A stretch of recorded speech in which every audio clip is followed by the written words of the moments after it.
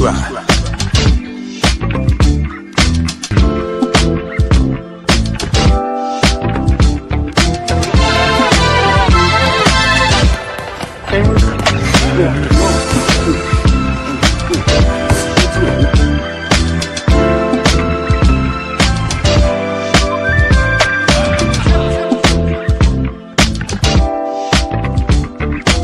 Subscribe to my guy, Uncle D. Tell him Big Bass sent you. I'm an attorney here in Houston, Texas, an advocate for black men, largely because I am a black man. I'm a black father, I have black sons.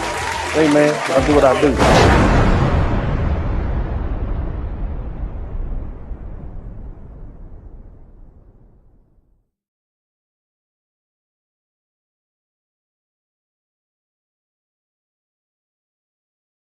My name is Dennis Sperling. I'm an attorney here in Houston, Texas.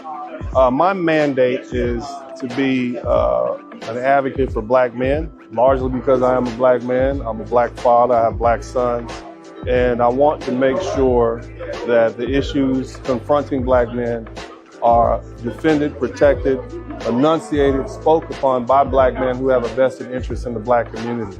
And so my draw to Black Manosphere, or YouTube in general, to use my voice, my wisdom, my experience, was solely because black men weren't being heard. But they're hearing us now. They're hearing us as to our issues related to modern relationships, politics, education, finance, and so many other things. And I'm extremely proud of these gentlemen. I'm extremely proud of the people who put this together. It is a wonderful event, and I look forward to attending in the years to come.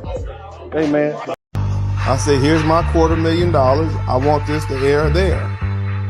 So I didn't have to kiss no butt. I know I wasn't. Damn sure ain't gonna put on the dress and wouldn't let my sons do it.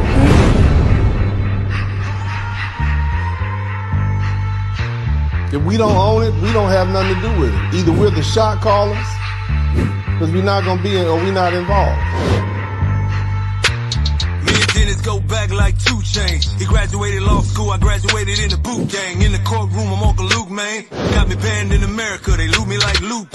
On the cell block, call me Luke Cage. Dog man hero, he the new beige. Cause Joe Black ain't like my black. We built this motherfucking country off of our back. No more money for you. You working. No more money for you.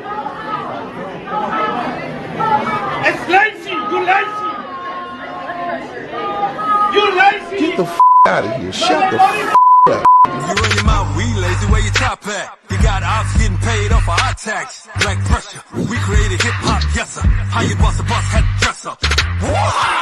Time to come the checkup. Since we taking niggas, rude boy need to fess up. Don't call us when you tell us get the hiccups. Hold your nuts, fight back, the clean shit up. NBA hit them, rock and roll, jazz music, hip-hop rhythm. I cosplay like a rude boy, get them. Harriet, Rosa Parks, even Shirley Chisholm. Even Shirley Chisholm? A regular lineage runner, you love to kick it. We delineated, escaping niggas who wicked. My black is the black that they hate to see when we winning. Your black is the black that they bleach to look like the villain. Here's a picture of what my skin used to look like. Damn. And this is what my skin looks like now. Shut up, you stupid cunt. All you do is complain. Your black nothing like my black. Cause all my got my black. Harriet Tubman, train track. 400 years still ain't got the chains back. Yo black nothing like my black. Lizzie King, Uncle T, you know the top black. Big Bass know the game, take you out back. Imitate to me a right, you know my black. If you have a problem figuring out whether you're for me or Trump, then you ain't black. 99 biggest promises Biden made to people, he's only following through on about 30% of them. One thing America doesn't forgive is weakness. They want to see you fighting for your goals. And on some key issues, Biden seems to be waving the white flag. He just looks weak, and I'm not talking about physically.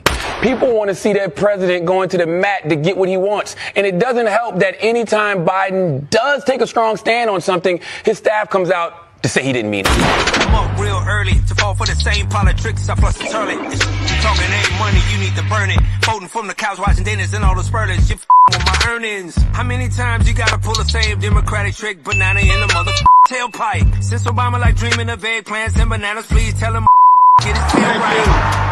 I need a friend that can stand on business. I can give a damn about all the race shit. If you scared, pick a grave and lie in it. Dealing with it, never faced it. How the bottom of other countries come to where we live and elevated like tomorrow. But you ain't got no reparations for me, but got billions for immigrants to borrow. Soft genocide Chicago, them dirty ooze up in New York, them race baiters down in Texas, and Memphis smoking us like a Newport. So swing games is a new sport, deleting us through your politics. We playing ball on a new court. America, come out of it. Yo, black, nothing like my black. It's all my got my back. Harriet Tubman, train tracks. 400 years, still ain't got the chains back. Yo, black, nothing like my black. Blizzard King, Uncle D, you know the top hat. Big Bass know the game, take you out back. Imitate Samir Rice, you know my black. Just like a culture is like a computer program, there's a frequency by which things occur. And when you have a defective culture that is, and it's been like this since we were in the motherland, a divisive, argumentative, conflict-filled culture, there's always going to be opportunity for division unless you change the actual culture. Some of the brothers say you got to change the code, you got to change the actual culture. There are always going to be incidents that we can focus on to keep us divided. I'm your king.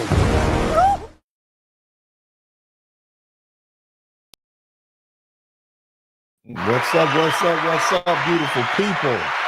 Beautiful people, welcome, welcome. I know we're a little late tonight, but Uncle D had I got a real job, okay? That's why I'm not a full-time YouTuber. I just do this out of love. Somebody type love in the chat room. I do it because it's necessary, man.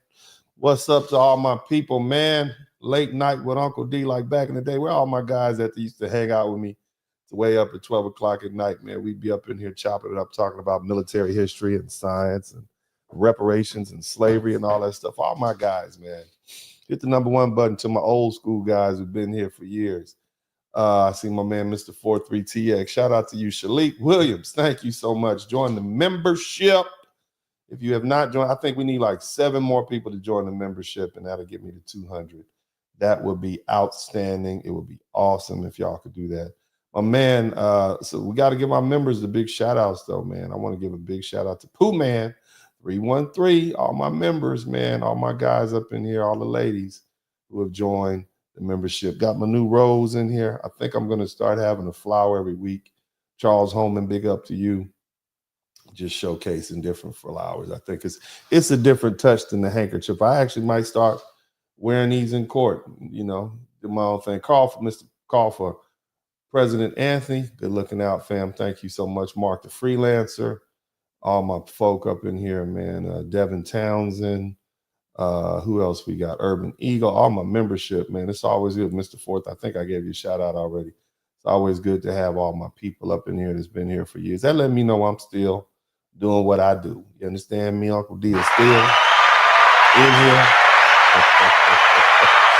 Yeah, buddy. So, you know, on with the broadcast. Shout out to the Wrench Mob, Rasta Hill, everybody. Who else we got? Sylvia Love Jones. Oh, you're a member. Thank you so much. I appreciate you. We got some beautiful people in here, man. It's always good. I like that. It's making me feel good, man. We doing. Shout out to Kay Woolard. Thank you for your membership. Good looking out, man. Welcome to the membership. You make sure you go over there and get your money's worth. Take a look at all that stuff, all that stuff that helped me build my following from the grounds up. No frills. No thrills, no gimmicks, just straight up Blizzard King type stuff, man. That's what we do. But anyway, today we're going to talk about a very interesting topic. Now, the first thing I want to explain to you all is this. I know you all have friends that you love who are from different countries. They may be from the Caribbean. They may be from Africa. Wherever they're from. And we're not talking about those individuals, but we do have to address the groups. Okay, because there's a lot of disrespectful folk out there. You see what I'm saying? There's a lot of people who've been disrespectful to Black Americans. And it seems like Donald Trump and Tom Homan are bringing the heat to him. All right. And it's a shout out to Judah Chosen. I will make sure to read all of the super chats when I finish with this, no matter how long it takes. I will read every super chat, man, each and every one, because I want to make sure You all know you the real MVP. Shout out to Pamsy and the new memberships tonight. Okay, I will definitely be doing that. Now, like I was saying, you know, you got Africans and folks, you got people, not only are they being deported, they are deporting themselves. They are self-deporting. They are getting out of here because they don't want to risk getting caught by ICE and then separated from their families and then banned from coming back to the country for like 20 years. You see, if they leave now on their own, they could, you know, just wait till Donald Trump leaves office. Okay, and maybe the laws will change and they can come back in 5 or 6 years. You know, we'll see what happens. Okay, maybe then. All right, but if they get deported, that's an automatic ban. So they trying to play it smart now. But here's what I find interesting. Okay, especially from our African brothers and sisters who come to this country, and then they complain endlessly about foundational Black Americans. And when I say foundational Black Americans, this is a term that was coined by the good brother Tariq Nasheed, the historian and producer and book writer. I'm sure you all know Brother Tariq. I actually spoke at one of his events a couple years back in Dallas, and just warning folks, especially Black women, about the uptick in police action and harassment directed towards Black women, because you make better prisoners. Women in general make better prisoners. And so I said, you got to be careful because they got to fill those prisons up and the brothers ain't going to jail like they used to. So, you know, they coming for you. But anyway, so, you know, but the thing is, I find it interesting that we have a lot of immigrants, especially from our African countries, you know, our brothers and sisters, right? And they come to this country and then they complain endlessly about foundational Black Americans. Shout out to Mordella. Welcome to the membership. I'm shouting out all the members. All the members are getting a shout out. But anyway, despite the complaints, right, they exist under the safety of the culture that we created. And not only are they disrespectful, but they even go so far as to say we have no culture. And I find that amazing. So, you know, in this regard, many foundational Black Americans are happy to see them go. Bye. See you later. Right? Along with the rest of the people who are disrespectful and who engage in this anti-Black hatred in practice. Okay. And who is really the most advanced group? That's what I want to ask you. Right? Right? See, we're the most advanced. I'm talking to my FBA brothers and sisters. We are the most developed, sophisticated group of people of African descent in the world. And even though we are not Africans, okay, in that we are ethnically distinct as a foundational Black American group, we have African descent, okay, which means we share certain genetic ties. We're not them, though, and they're not us. But see, here's the real question. Why is it that foundational Black Americans who supposedly have a non-existent culture have managed to achieve so much, while the so-called Africans and even the Caribbean folk, right, with your superior culture, why haven't you not? Why is it that you have to come to this country to be successful under us? Because we're even more successful than the folks over in Great Britain. And so the truth is this: Africans still practice intertribal ethnic genocide. They're warring in the Congo right now. They are still manipulated and used by European powers. They have zero unity when it comes to nation building, and their resources are still being stripped away by the same European forces they claim to resist. And the worst part is they're always willing to sell each other out. And one of the most well-known leaders in the world once said, Africa is a graveyard. And what he meant by that is that he said, because they look at the reality, what they do. They go to Europe for their education. They shop in Europe. They build their careers and their lives in Europe. They store their wealth in European banks. They live in Europe, and they only go back to Africa when it's time for them to die. And so that basically means Africa is nothing but a graveyard for them. And this speaks volumes. Now, by contrast, foundational Black Americans, we're fighters. See, we're not refugees, we're not immigrants. We don't flee, we fight. And so what does that tell you? Instead of fighting, they flee.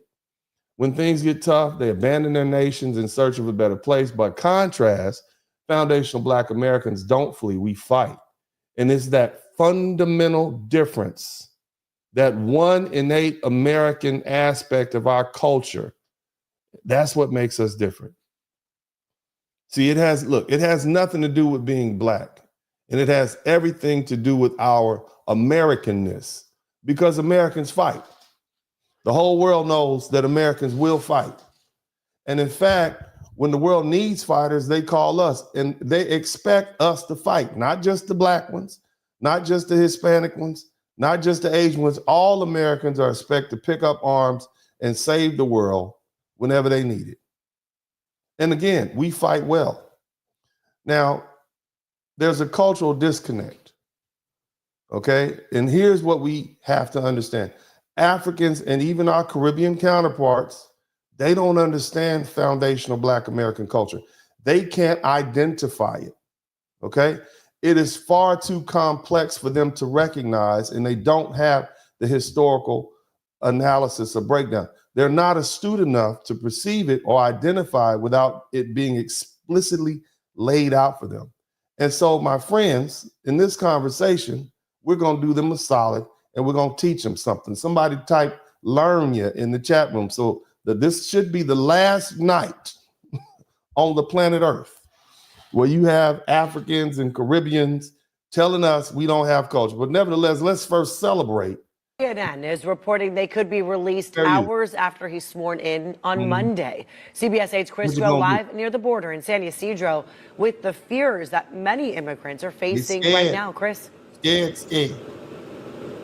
Can't even imagine that uncertainty right now, being at home, wondering whether or not you, yourself, your family members could potentially be deported, how quickly, all of that running through those scenarios, and trying to work with advocates like the ones in Texas, here in California, the ones that our sister stations have spoken with, to get an idea of exactly how. Nah. Hey.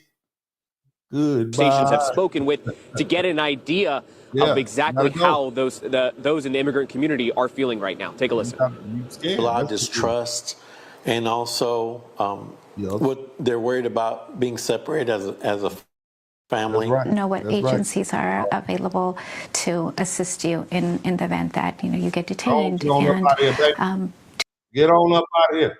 I'm tired. I want to go home. But yeah, guys, listen to this African nurse, and what she decided to do. Let's talk about it. At this point, I just want to go home. I'm tired. I want to go home. Get on out Tell of here. me why I'm hearing that people in the US are being deported. People that have lived here for 20 years. Yes. These people have social security number. I don't even know how you can do that. Yeah, if you don't have papers. People who have homes, who have bought houses. So we don't care about you getting a home. We're going to get them nice homes. It's going to be some nice homes that's going to be sold for cheap once y'all leave. No papers. People who have lived here for years upon years. I can't get my head around it. Guys, anywhere that you are, please. Because y'all don't fight. Okay. If you don't fight for yours in America, somebody going to take it from you. But go ahead. Keep on complaining. Please, keep on complaining. Your documentation is number one. Don't get comfortable with the good life. Get comfortable. Go and make sure you are documented. That's all I can say while I'm still here, because. And that's another thing. You've been here like all these years and you still don't have your paperwork straight. But go ahead. I mean, I'm not about to be questioned at the airport, but I just need to go home. I think answer some questions. It's enough. Yep. Let's check this out. Just in case they don't leave fast enough, right? Y'all remember this little girl right here. Listen. Women of the Black community saying to go back to Mexico. They go back to Mexico, El Salvador. You can get on out of here. You can go back to wherever you come from. Ghana, Togo, Benin. All right, them little places right between in the little African armpit. What's it called? Togo and Benin. All you go, get on out of it. Gone. And guess It's what? even worse. They are saying they're turning people in. I at least Somebody type bounty hunters in the chat. They turning people in. They calling that phone number. Go ahead. have had 15 comments of people in the black community saying they were gonna turn us in.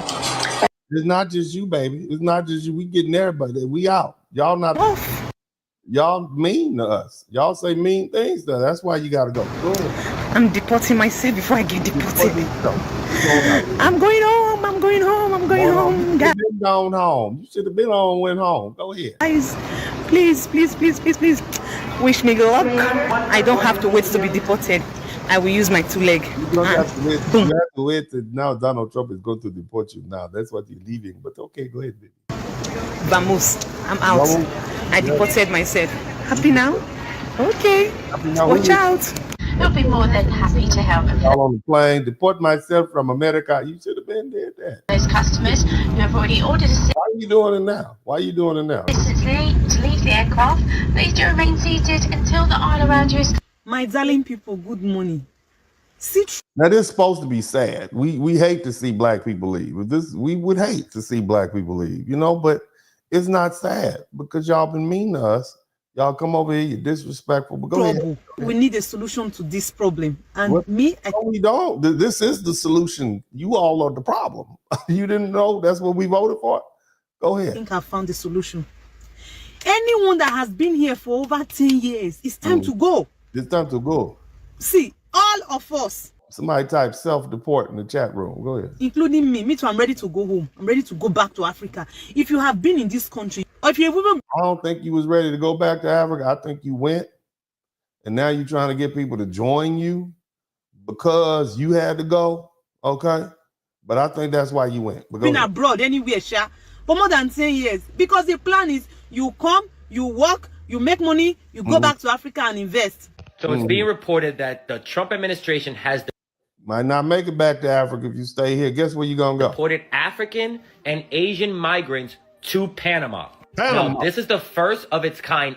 We are not even sending them. We're not even paying for you to get all the way back to Africa. We're going to send you down to Panama. That's like a 3-hour flight instead of that 12-hour flight. You thought you were going to have it good. You Under the Trump administration, Marco Rubio had gone around Latin America to make deals with the presidents of Panama, Guatemala, El Salvador, and other countries to accept migrants from other countries. Because when a person is being deported, it should be a conversation between the two governments. But a lot of Asian and African governments don't accept their deportees. So to fast track the process, Trump is just sending migrants to other countries. And on that flight, there were also citizens from Afghanistan, China, India, Iran, Uzbekistan. They were families with children. And on a flight that went out today, there were more kids, mama, daddy, grandma, gone. Bye. More Asian migrants, African deportees. And the black people are not in an uproar. You got all these black people. All right, we good. See you later. Including migrants from Cameroon. Trump is bypassing all norms, not respecting people's rights, and just sending rights. What do you mean rights? Rights. Donald Trump fired the doggone judges. What do you mean rights? What kind of rights you think you're going to get? Donald Trump fired the judges. Let me see if I can pull that up. Let me see if I can pull it. Both, the criminal sweeps in major cities, sending more Pentagon resources to the U.S. southern border, placing a rights. What you mean rights? Advise you. Let me see if I can pull this up right quick. Let me see. Yeah. Let me see. Hold on. To assist you in. Also, what they're worried about being separated as a family. Know what agencies are available to assist you in the event that you get detained, and to always know that you have the right to have an attorney advise you. The Trump administration has fired a number of immigration judges. You talking about rights, and Trump has fired the judges. That would have heard those immigration cases, leading to confusion among those who are closest to these courts. Let me explain something to you about these administrative judges. Administrative judges are not judges under the judicial branch of the 3 separate parties: legislative, judicial, and executive. They are administrative judges. They are basically employees hired by the executive branch let's say you got a workers' comp case. That's an administrative judge, not a judge in a judicial court. That's why, remember a couple of weeks ago, they said, well, they just come with an administrative judge warrant. You don't have to let them in. And I said, okay, got you. All right, we got you. And so now they like, we're going to fire these judges. We don't need judges. Why do we need judges? And we just going to pack these people up and send them straight home. Earlier this month, that NBC5 Investigates reported on a massive backlog in immigration courts and the need for additional immigration judges. You don't need Our investigative reporter Bennett Haberly is here now in the studio, joins us now with more. Bennett? Stefan and Allison, the exact number of judges who were terminated appears to be between 19 or 20, according to our source and those of NBC News. And it's happening at a time when immigration courts already face... Those judges probably have a record of letting people stay in the country. That's what probably happened. They probably let them stay in the country. Like, first, we're going to get rid of these friendly judges. We're going to get some angry Republican MAGA judges up in there. Just everybody's going home. Millions of backlogged cases. Don't care about Over the weekend, news broke that at least 20 immigration judges, including 13 in their probationary status, had been fired by the Trump administration. One took to LinkedIn to post about her firing, writing, quote, the firing occurred despite she mad. Despite the fact that immigration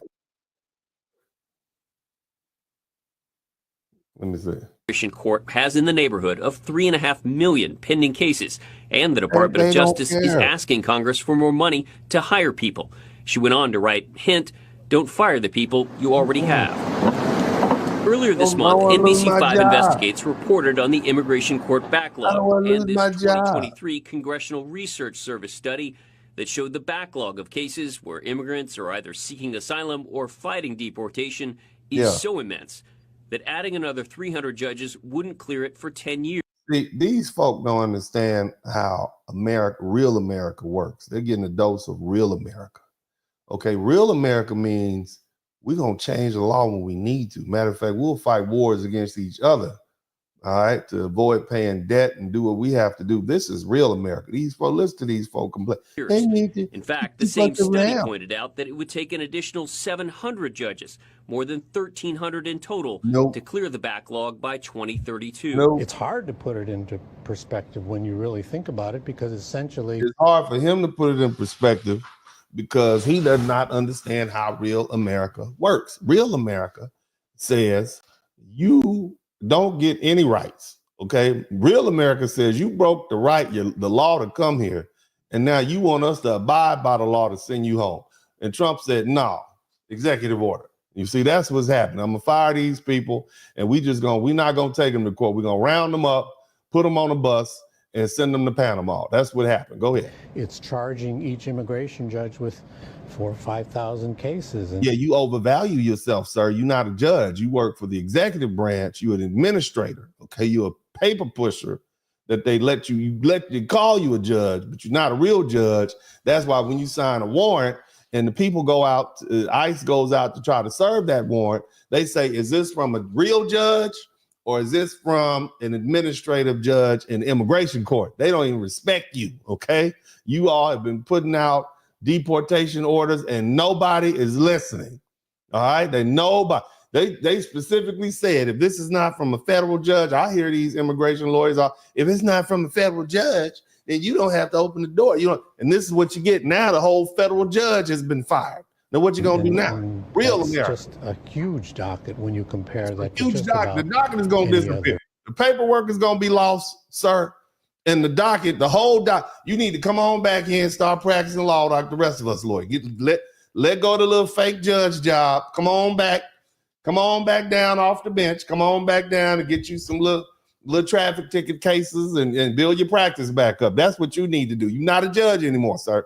You're not a judge anymore. Now you are back to being a lawyer. Come on back down. That's why I don't take them jobs working for. I like working for myself. You understand? That's why I work for myself. I ain't got to worry about nothing.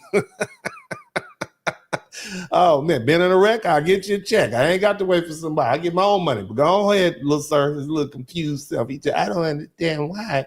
I mean, how can you do that? We have 3 million cases.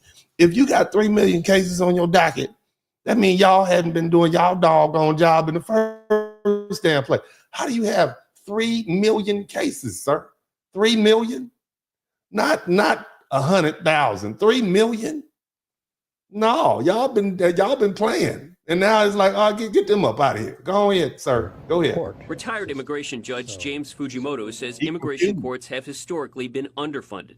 And because they operate under the executive branch's Department of Justice, what gets prioritized can change depending on who's in office. They're saying what gets prioritized now is sending them home. That's what gets prioritized right now, okay? Yeah, no lunch breaks for you. they're going to put these people on a fast track to get out of our country. Translation, let me give y'all they're going to put these people on the fast track. What that means is, hell with your rights. You out of here. That's what it means. Somebody type, you out of here. No court, just pick you up, put you on the bus, send you home. That's what's going to happen. You're saying the law doesn't allow that to happen. There's only so much you can. The law doesn't allow that. Clearly it does, sir. Clearly, as a matter of fact, even if it doesn't, you obviously don't know who Donald Trump is. Do you know they tried to put this man in jail in 4 different jurisdictions? Do you know that? Do you think he cares about the law like that? Do you think the American public gives a darn about the law? They want these people gone, sir. And if you don't watch it, you look a little bit like the model minority over there. They might get you caught up in an ice raid. Keep your passport with you, playboy. But I'm a judge. They don't care. You'll be back there in Osaka somewhere. You'll be in Okinawa. All right. You'll be back there teaching Shotokan, like Mr. Miyagi. Okay, I'm trying to tell you, baby. Okay, I'm not, look, I care about you. On the inside, I care about you, man. Keep that passport with you, man. Keep that, because ICE ain't playing. They freezing everybody, baby. And somebody might call that 1-800 number, because somebody put the 1-800 number only for demonstrative purposes only. I don't want anybody calling ICE to watch my broadcast and get that $1,000 reward. I don't want none of y'all doing that. Okay? I want you to look at me. Don't none of y'all do that. Okay? At all. Y'all just wait for y'all Doge money like me. That's where we gonna make ends meet. Okay? Don't nobody call that number, not from my channel. We don't condone anybody making the extra $10,000, $20,000, $11,000 calling Doge. Calling ICE. I don't condone that at all. We are not going to do that here. We are kind, wonderful people on this channel. Okay? And we are not going to call ICE at 1-800 ICE call. Okay, we're not going to do that. That's not us. We're not going to do that at all. Okay, so anyway, let's get back to the little fella explaining. Go ahead, explain. You can say. He said, I didn't learn that in law school. We want to emphasize certain kinds of cases. And certain kinds of people are going home. I ain't seen a Ukrainian get sent home yet. And go ahead. Put those types of cases on a faster track. Everybody's on the fast track, sir. Everybody. Matter of fact, they are on a downward fall. Okay, that's where they're going. Education that you can do. You know, if you're so Trump is your boss and you trying to tell him what he can do. You just lost your job. You just lost your job, sir. Charge. You just look at him out there, all got fired. Look at him. Thank you for being here. News of the firings drew a rebuke Monday from Democratic members. Look, not happy. That is not a happy face. That's not a happy face right there. She lost her job.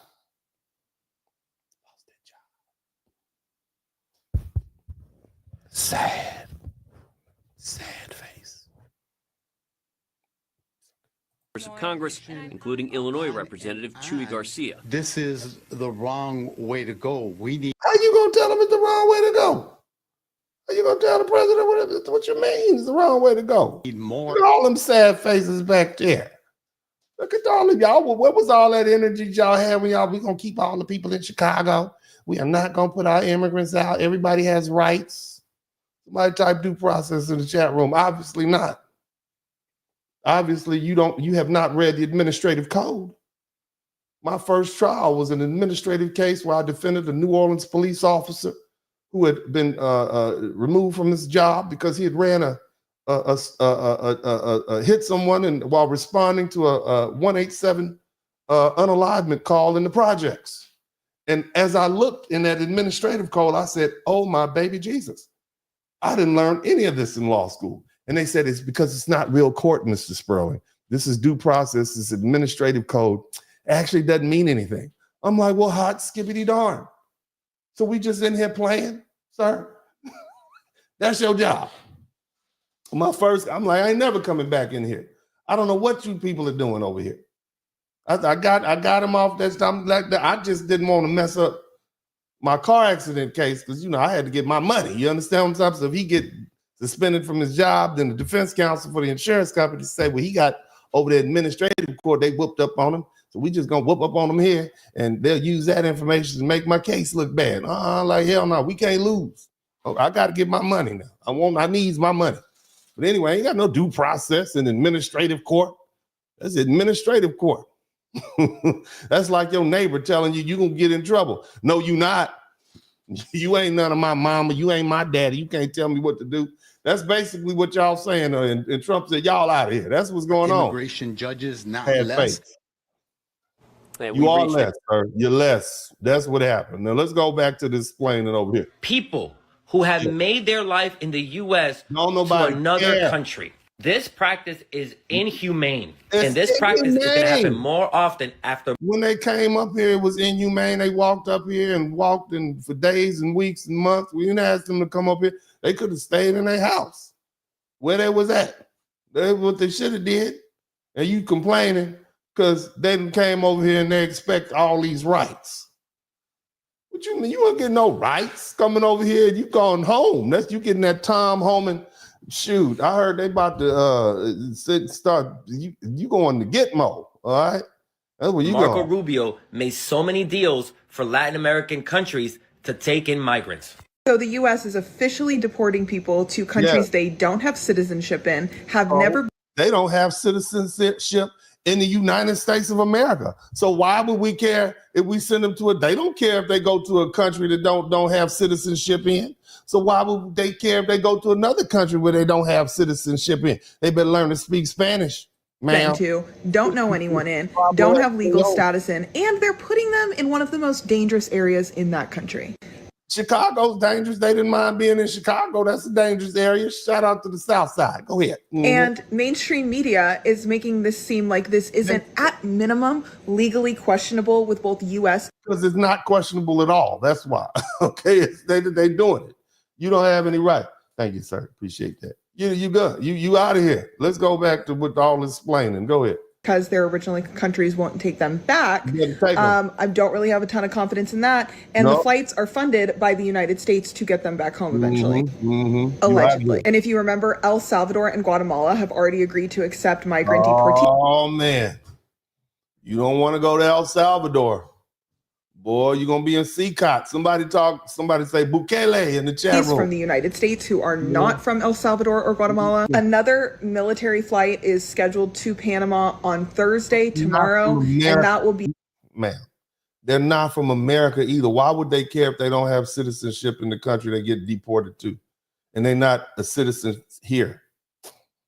Go home. That's what you need. That's the message is go home. Deporting more Asian migrants in addition to some African deportees who are African deportees are going apparently home. Largely from Cameroon. This is from the New York Times, but the CBS article does almost the exact same thing. When talking about these deportation flights, they're talking about it in this could herald a new front in Mr. Trump's efforts to conduct mass removals of unauthorized immigrants. Like this isn't a huge problem. Now, I'm not a lawyer, but let me do my best to put my little hat on here.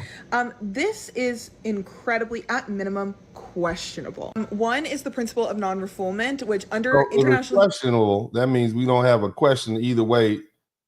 Can you do it or you not do it? That's why they're doing it. But go on here, little girl. This is good. And I just want to touch bases on that right there. What? This ain't our business. It ain't our business. This ain't our business. Not our business. We don't have no concern. None at all. Just like y'all turn y'all heads when we had to go through our own struggles and trials and tribulations that we still got to face and that we going through to this day. The resting in the chat room. Girl, this ain't our concern. It's not our concern. Okay? We don't got nothing to do with this. Nothing at all. Gone. This ain't about no shade, no racism, none of that. You got to go. We have to wash our hands with this situation. What y'all want us to do? Y'all feel like black people are the savior for every other race, but when it comes to us, nobody wants to save us. So what do y'all expect? We just gotta turn the cheek like y'all had to turn the cheek when we was going through the same situation, baby. It is what it is. It is what it is. You heard what she said. She meant every word of that. You heard what she said. Go ahead. Who else got something to say? That African Americans have no culture, and that's not the most interesting thing to me at all. We should really do. That's what y'all say about us. You have no culture until you have to leave it. We all can go back to y'all. Some research between the pipeline of black men influencers or content creators who are popular and deemed funny, even if they're not comedians. But like at first they start out funny and genuine, and everyone loves them because they seem to be a genuine guy, like King Batch or whatever. And then slowly, little by little, they start promoting and perpetuating like stereotypes that are harmful to the black community, like until that becomes their entire personality. Because it would be tragic if people start basically associating Kaisanat's kind of like content with King. They start doing. They don't understand the culture, so they just start behaving like nocturnal, omnivorous creatures that rummage through your garbage at night. That's what they do. But go ahead. Batches, because no one likes King Batch's content. Going back to the prior statement, however, I can tell you for sure that even though I never went out of my way to see Kaisanat, whenever I saw him, I never knew that he was Caribbean. I never knew that he was in fact Haitian. That's because they be faking Black American, and they fake our culture, even though they say we don't have one, but they fake our culture and then they benefit from it because nobody's really interested in. I'm just be honest with you, they're not really. I don't care if you're from Haiti. I don't nobody want to be like a Haitian. I know we got some Haitians in here. Stop I say, homeboy. But don't nobody really want to be like y'all at all. They don't. Y'all, I'm just gonna be honest with you. Okay.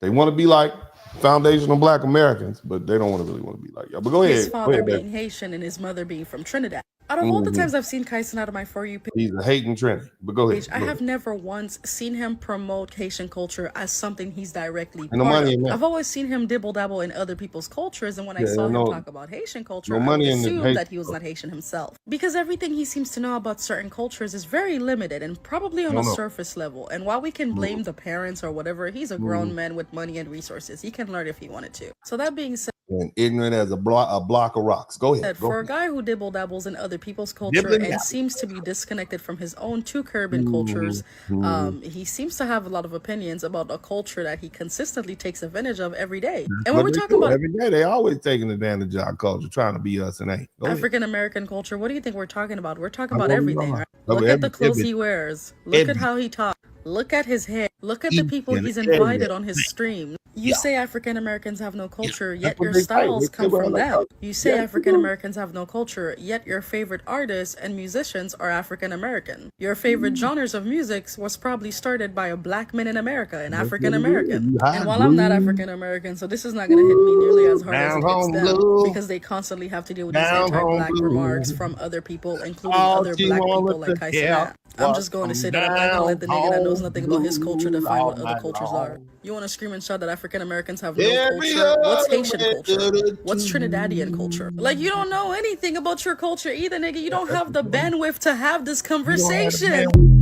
Smart enough to have this conversation, partner. That's what she said. You speak the truth. Go ahead. Look at this. What is Black culture? Black Americans' cultural proof that Black Americans' cultural influence is global. Show this to anyone who says Black Americans. They over there in Morocco. Listen to what he listening to. No culture.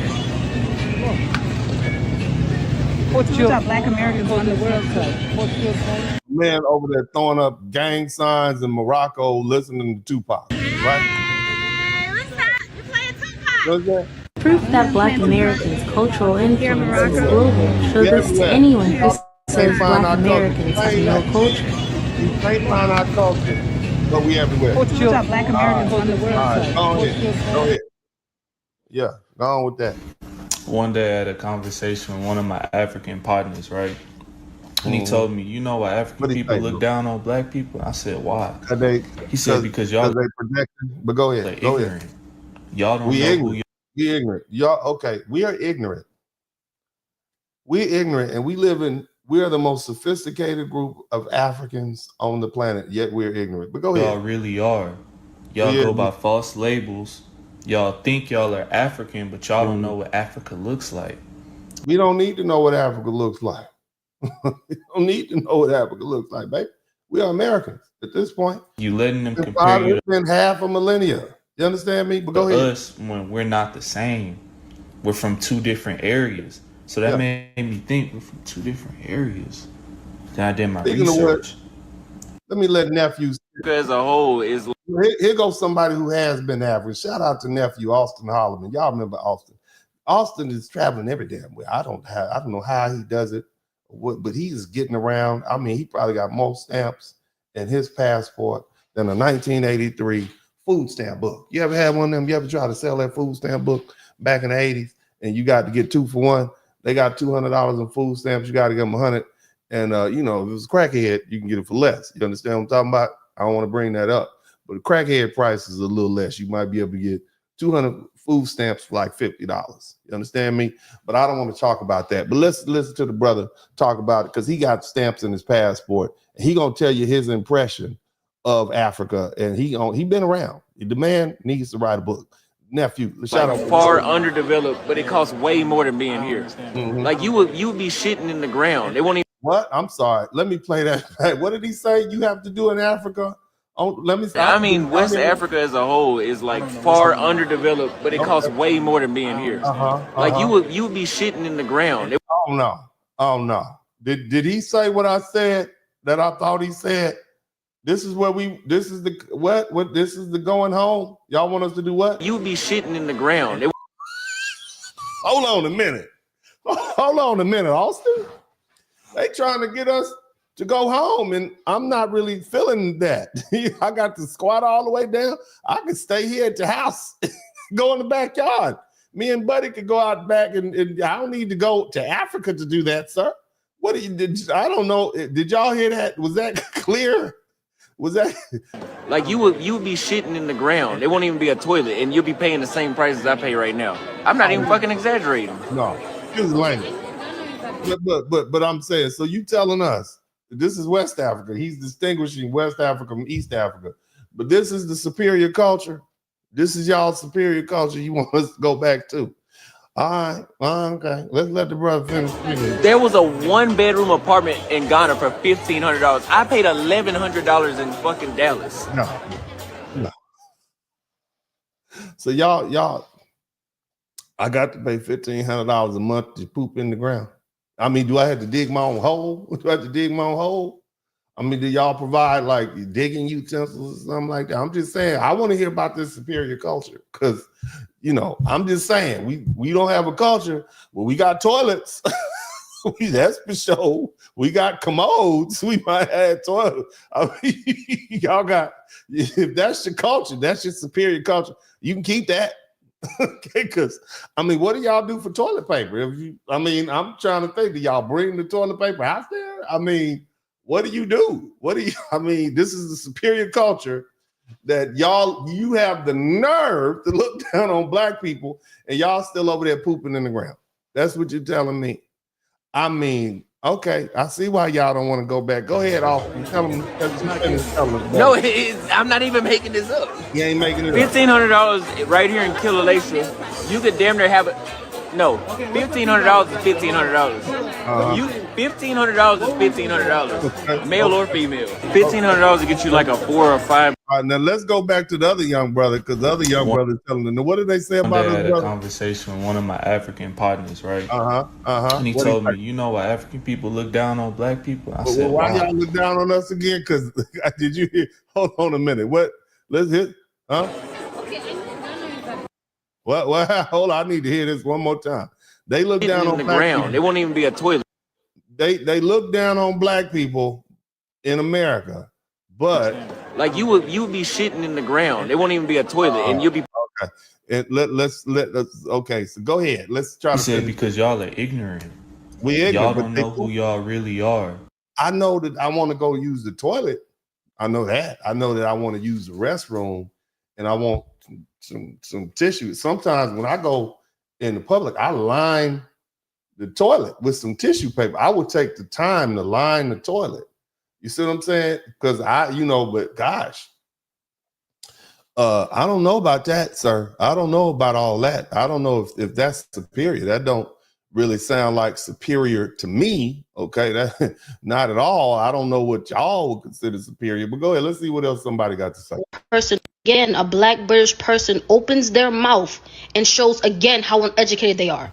It's 2025. Can we please stop? Okay, so now the black British people are catching flames from the Africans. So it's not just the foundational black Americans. Okay, it's not just black folk in America. So basically, the Africans, y'all just got smoke for everybody who is not. That's what it is. Y'all just smoking out everybody. Okay? These stupid conversations about black Brits versus black Americans. You're telling me one person's opinion is now the barometer for all black Brits. Like, come on, where's the critical thinking? They keep saying, oh, black British people have. And she know her people from Jamaica, and she know they don't speak like that in Jamaica. Okay, I'm just gonna say I've been to Jamaica. Okay, I've listened to some of the little Jamaican songs, and they don't speak like that in Jamaica, ma'am. And you know where your mama from. Okay, picnic. That's you. Yeah. No culture, but technically that can't be true because anytime you gather a people, a culture will be there.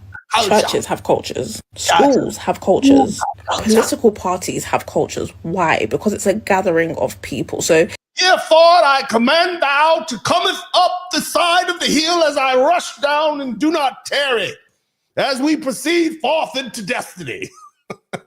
To suggest that black Brits don't have a culture, honestly, it's just air to me. Does our culture have the same global influence as black Americans? Of course not. America is 10 times the size of the UK. Is our culture still being formed? Absolutely. We just got here. So y'all don't have no culture. So the Africans are telling the British blacks that they don't have culture. But they in Britain. I'm just saying, you don't have culture either. When you you pooping in the ground. Okay, so I might not have culture, but Austin Holloman said this. Austin Holloman said this is what you'll be shitting in the ground. It won't even be a toilet, and you'll be paying the same. So you are pooping in the ground, and you telling us we don't have culture. I need to understand that. As y'all, I don't know how y'all let these folk fix their lips to talk reckless about black folks in America. Y'all need to cut them out. And you see why we not brainstorming why ethnicity still curves up motherfuckers in these streets. And I'm realizing now, what you saying, little nose ring girl? Go ahead. Let's talk. That we conflate ethnic origins and DNA with ethnicity.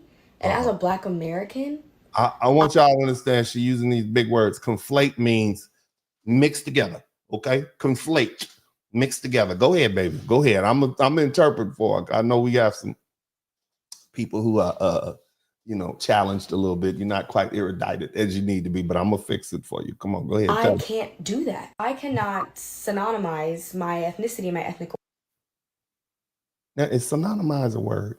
I know synonymous is a word, but I'm gonna go ahead and let you origins because my ethnicity as a black American would cease to exist if it had to be proved by DNA. I'm talking about. You had to be, okay. So she basically saying she is not African, like a West African. I know, we can tell. We can tell that, there's some white people back up in there somewhere. We can look at you and tell it's some white up in you. It's okay, baby. It's white. Nothing wrong with that. Don't worry about that. Keep talking, baby. Race. I'm talking about ethnicity, which yes, often includes ethnic origins, background, etc. But it also includes shared customs, cultural traditions, norms, language. Yeah. Black American ain't showing up on a DNA test. It's not. A lot of ethnicities ain't showing up on a DNA test for a lot of people, especially if you come from a colonized people or if your people were the colonizers. About white European people in Latin America. What about their DNA is showing up in Iberian Peninsula? Okay, they're Spanish, Portuguese, but they're not saying their ethnicity is that. They're not saying they culturally are tied to them. They're saying they're Argentinian, Brazilian, Costa Rican. I could share similar DNA makeup to another black person in the Caribbean or a black person in West Africa. But my ethnicity is still black American. Their ethnicity in the Caribbean would still be. That's us. We are very unique people. We've been here 500 years at this point and counting. So, let's just keep it 100. But go ahead, baby. Go ahead. Their ethnicity would still be Nigerian. It explains why ethnicities can change within the same family, same ancestral line down generations. Like my ancestors could have been Fula, Hausa, Wolof, but right now, your ancestors could have been Irish, Scottish, Portuguese too, boo. I mean, I'm just saying. You is in there. I can see it. Black American, we're the same race, same ethnic origins, but I'm Black American now. And then it's like people can have multiple ethnicities. I'll think of my friends whose family immigrated here, maybe they're first, second generation American, and yet they have the culture of being Jamaican, Haitian, Trini, Nigerian, and they identify with that, but they also identify a bit with Black American culture because that's the culture. Now, I just want to be clear with something. Trinidad is a nation. Jamaica is also a nation. And there are people with different ethnic, a lot of Indians down in Trinidad, a lot of Chinese and Jamaican. Okay, so don't just say Jamaican. Because then when you say Jamaican, people think, come back to fresh fruit. They think a dark-skinned person. Okay, I'm just saying, go ahead. They're immersed in as well. You know, it's like living in the Americas in this hemisphere and its specific connection to colonization. It makes us big words, connect baby. You just differently and rambling. I'm gonna let it's you not go. just Let's get somebody else. nationalities. Go on out of here. Get on out of here. Chinese people cosplaying black people. That's what they do. Like this dude. So this is DP Longzhu, and the other guy is Master Wei. Look, I want you to look at that dude right there. Look at that. Shout out to Johnny. I want you to look at that over that. Now he is in Japan. Look at this dude right here. Look at his hair. Look at that. That's what they're doing in Japan right now. They say we don't have a culture. Go ahead and continue with this hot mess. Go ahead. They both made bags in the rap music industry. Chengdu kind of become a center for rap music in China since 2010. The city Chengdu is the center of pop culture. Shout out African diet. Go ahead. I don't know. Hot pot, show us some more pictures. And a lot of consumer culture. Show us some more pictures. We want to see some more pictures. As I mentioned, the history of this place is built by immigrants inside China. When that's happening, look at that. He looked like that. Beautiful. You're my favorite girl. What's his name? He saw that song with Snoop Dogg way back in the day. Beautiful, and my favorite girl. I forget what he looked just like him. Unfortunately, during the or a young Timberland, that's what he looked like. 10 years, China has become drastically more restricted on culture. There aren't many international collaboration from Chinese artists to the rest of the world. It's banned by the government. Yet the Chinese audience do have appreciation and a big demand for different culture products. I personally think their music sounds cool, but I don't really know what you're saying. Their music and performance are good. More like a shell I'm gonna without get back the spirit. to people who It sounds like rap music, regular but English. it's not Thank you, baby. music. Appreciate you. I'll see you later. Me, or have you noticed there's a huge difference in dating Black American men and African men? Yeah, I like to think of we not Black American men aren't trying to get our papers, but go ahead. Myself as the honorary president of the Black American Princess Association, BAPA. And this is an official statement that Black American men need to get it together. Oh, we need to get it together. All right. We need to get it. He bought 3 wives at the house, and you're gonna be wife number 4 if you make it that far. We need to get it together. Go on. Dating Black American men, it's so nonchalant. Like you would think you are. But we knows you, okay? We knows you. That's why it's nonchalant. And we don't need papers, okay? We don't have Trump trying to send us home. He ain't gonna send us back. He's not gonna deport us, okay, from Atlanta, okay, to Alabama, all right? He's not gonna send us from Detroit back to Arkansas where grandma's from. We're not desperate like that. But go ahead. Asking them a favor when they asked you to go out. It's almost like they've lost the art of courtship. There's no like, hey, let's go out to dinner. Let's do this. It's always let's chill.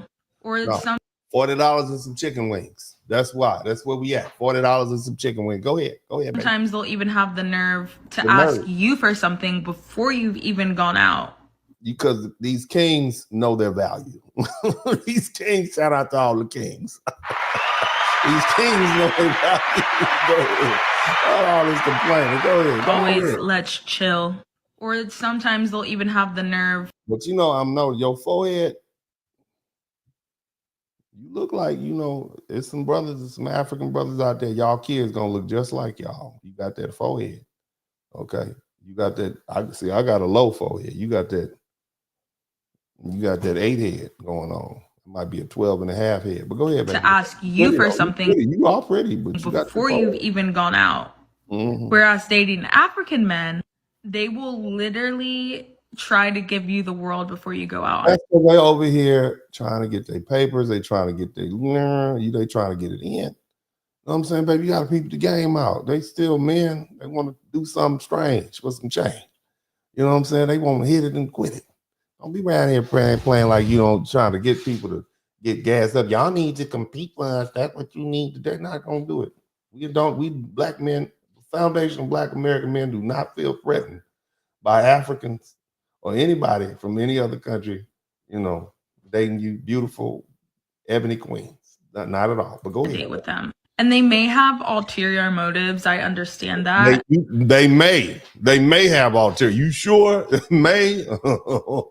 Definitamente. Okay, that's what. But at least they're taking the girlies to dinner. They have a free meal. All right, go great ahead. jobs, and they literally are trying to prove themselves to you, whether it's for their own ego or not. You're gonna have a good time. I don't know. I just feel like these African men are coming to y'all's country, Black American men.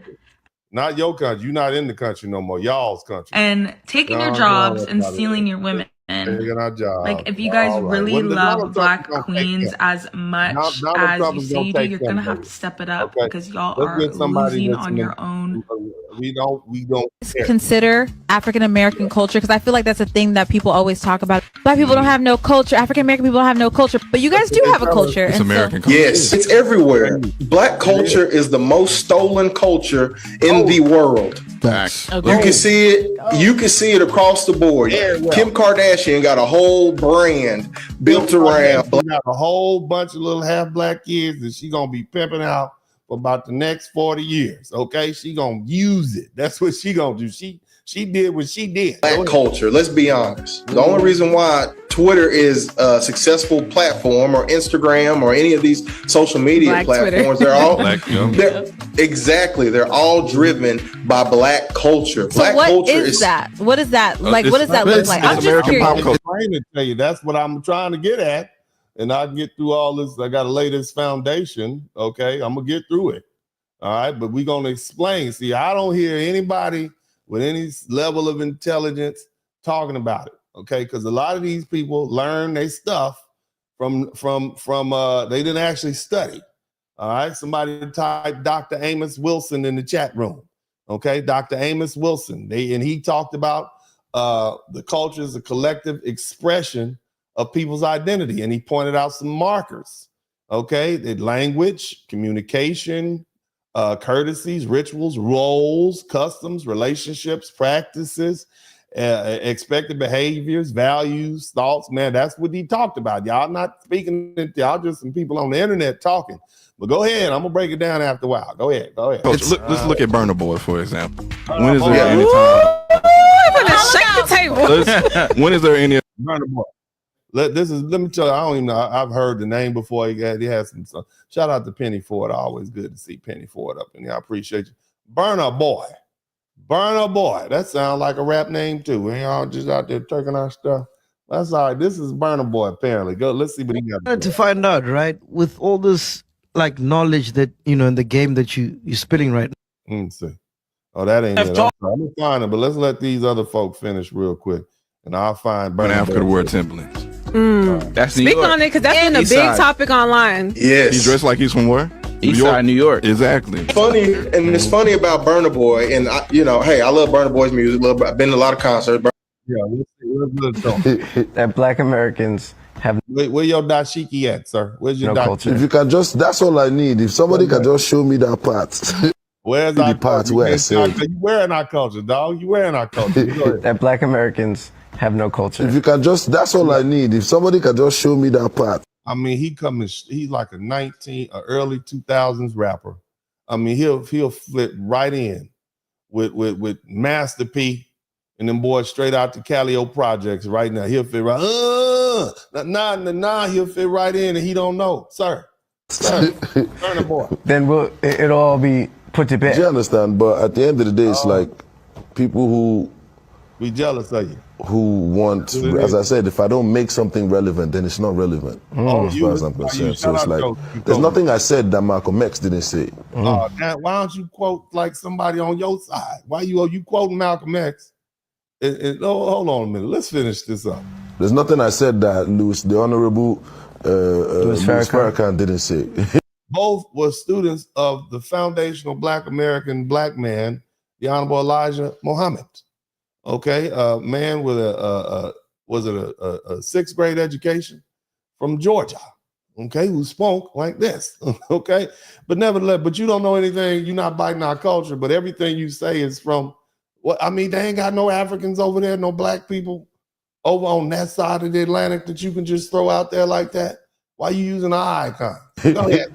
Do you know what I mean? But obviously, it's Burna Boy saying it, and he's from Africa.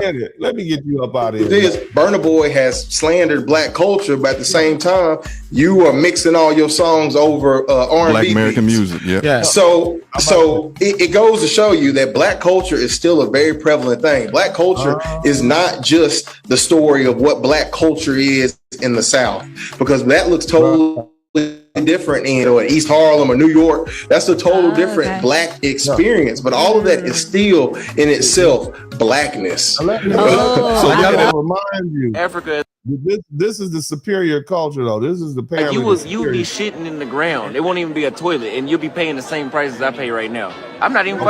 You from the superior? You know what I mean?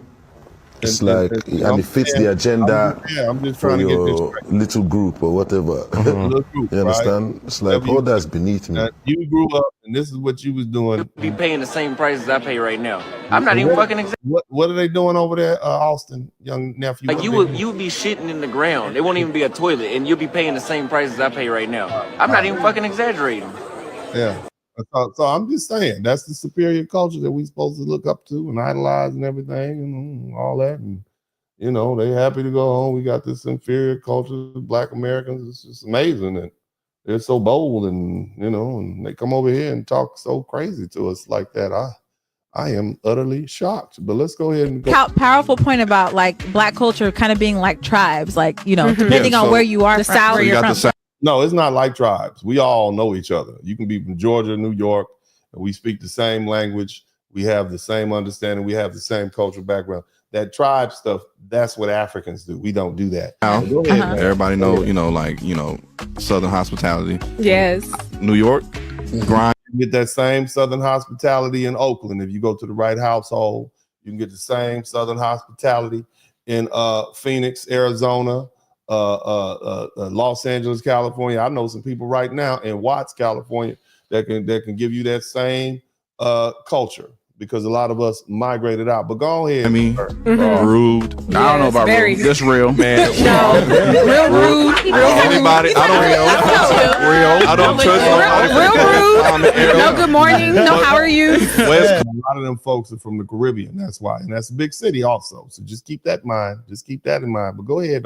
They're more laid back because they got Southern roots. Because most of my family they're in Oakland in the Bay Area. They don't have Southern roots as foreigners and whatnot from other countries. They don't have Southern roots, and that's why they can be so mean and nasty and rude. Okay, but what are y'all doing over there in Africa? Let's see your culture. Hold on a minute. Is it 1983? This is what y'all doing in Africa? Hold on a minute. Let's run that back. It's a breaking through. Oh,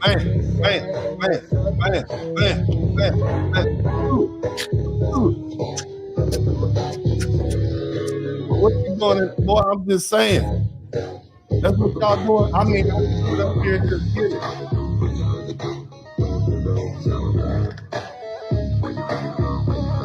Yeah. Bitches in the low. But look like that's y'all culture. I thought you said you didn't have culture. That sounds like Zap and Roger to me. That sounds like both Zap and Roger over there. But yet we don't have a culture. I find that amazing. Shout out to Modern Man. Let's go ahead and my man say, I'm going to read all of these super chats. I am going to read each and every one of them, but we got to finish with this video footage because the video footage tells the story. Let's keep listening. So I'm hearing that the guy who did the live stream with Nicki Minaj, the young guy, Kai Cenat, said that Black Americans have no culture. As a Caribbean girl who's born and raised here in the States, as someone who's traveled to 25 plus countries, baby, you was wrong. Tell them. Guess whose culture, their customs, the way they dress, the way they talk, the way that the music that they made, like the traditions, are copied all over the world? The hairstyles, I mean the looks. Yep. Guess who is copied and admired all over the world? Sit down, baby, be humble, because it's not Trini culture. It's not Haitian culture. It's not South African culture. It's not nobody. It's all Black people. Of all the Black people, Black American culture is the most popular culture. Please stop. Yeah, they need So to. I'm hearing the cold part about they come over here with all that. That's the problem. Go ahead. That United States. So I have heard several opinions about Black Americans not having any culture. Right.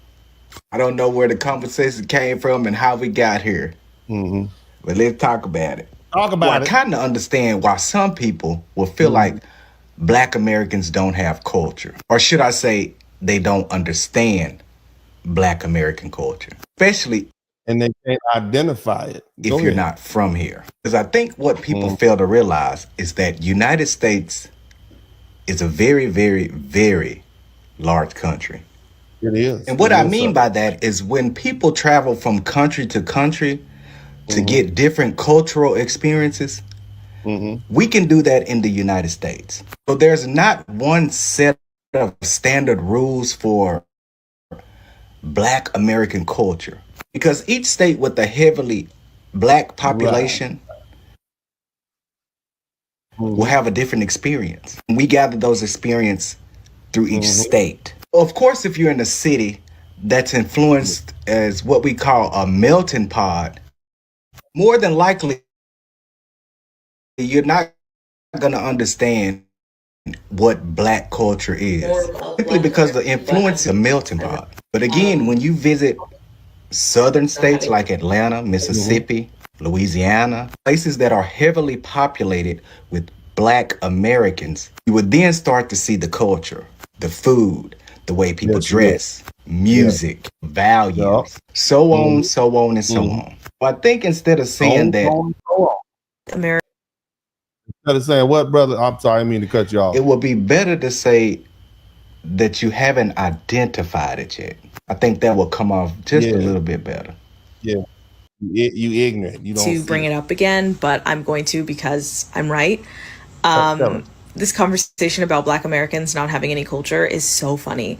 And it's especially funny because today, on a random Friday in August, I went downstairs to my living room. The Olympics is on, and I'm watching women from Portugal and China and Japan and Ukraine and France competing in breaking, in breakdancing, which is very much a unique form of Black American culture. And it's a global phenomenon. And so when people are always like, oh, Black Americans don't have any culture, and it's usually other Black people who are saying this, which is what's so frustrating. It's other people who are part of that. White people clearly recognize Black American culture. Asian people recognize Black American culture. Arabs, everybody recognizes Black American culture except Black people from Africa and from the Caribbean. I need to understand that. That makes no sounds like a little bit of hate to me. Smells like a little interracial hate. But keep Diaspora. Keep going. It's just not true. Like, why are you wearing a Yankees cap in London? And there's nothing wrong with it, right? It's just, it's so frustrating to hear people say that it doesn't exist. And it's like, all in your face. Black American culture is such a global phenomenon at this point, all aspects of it, right? Many aspects of it, that people don't even want to acknowledge that it's American, right? Like, they just want to say, oh, well, it's Black culture. It's like, well, there's Black culture from a lot of different places, and Black American culture is very unique. That's Black culture. I don't see people. I don't see people out here making dressing like they from South Africa.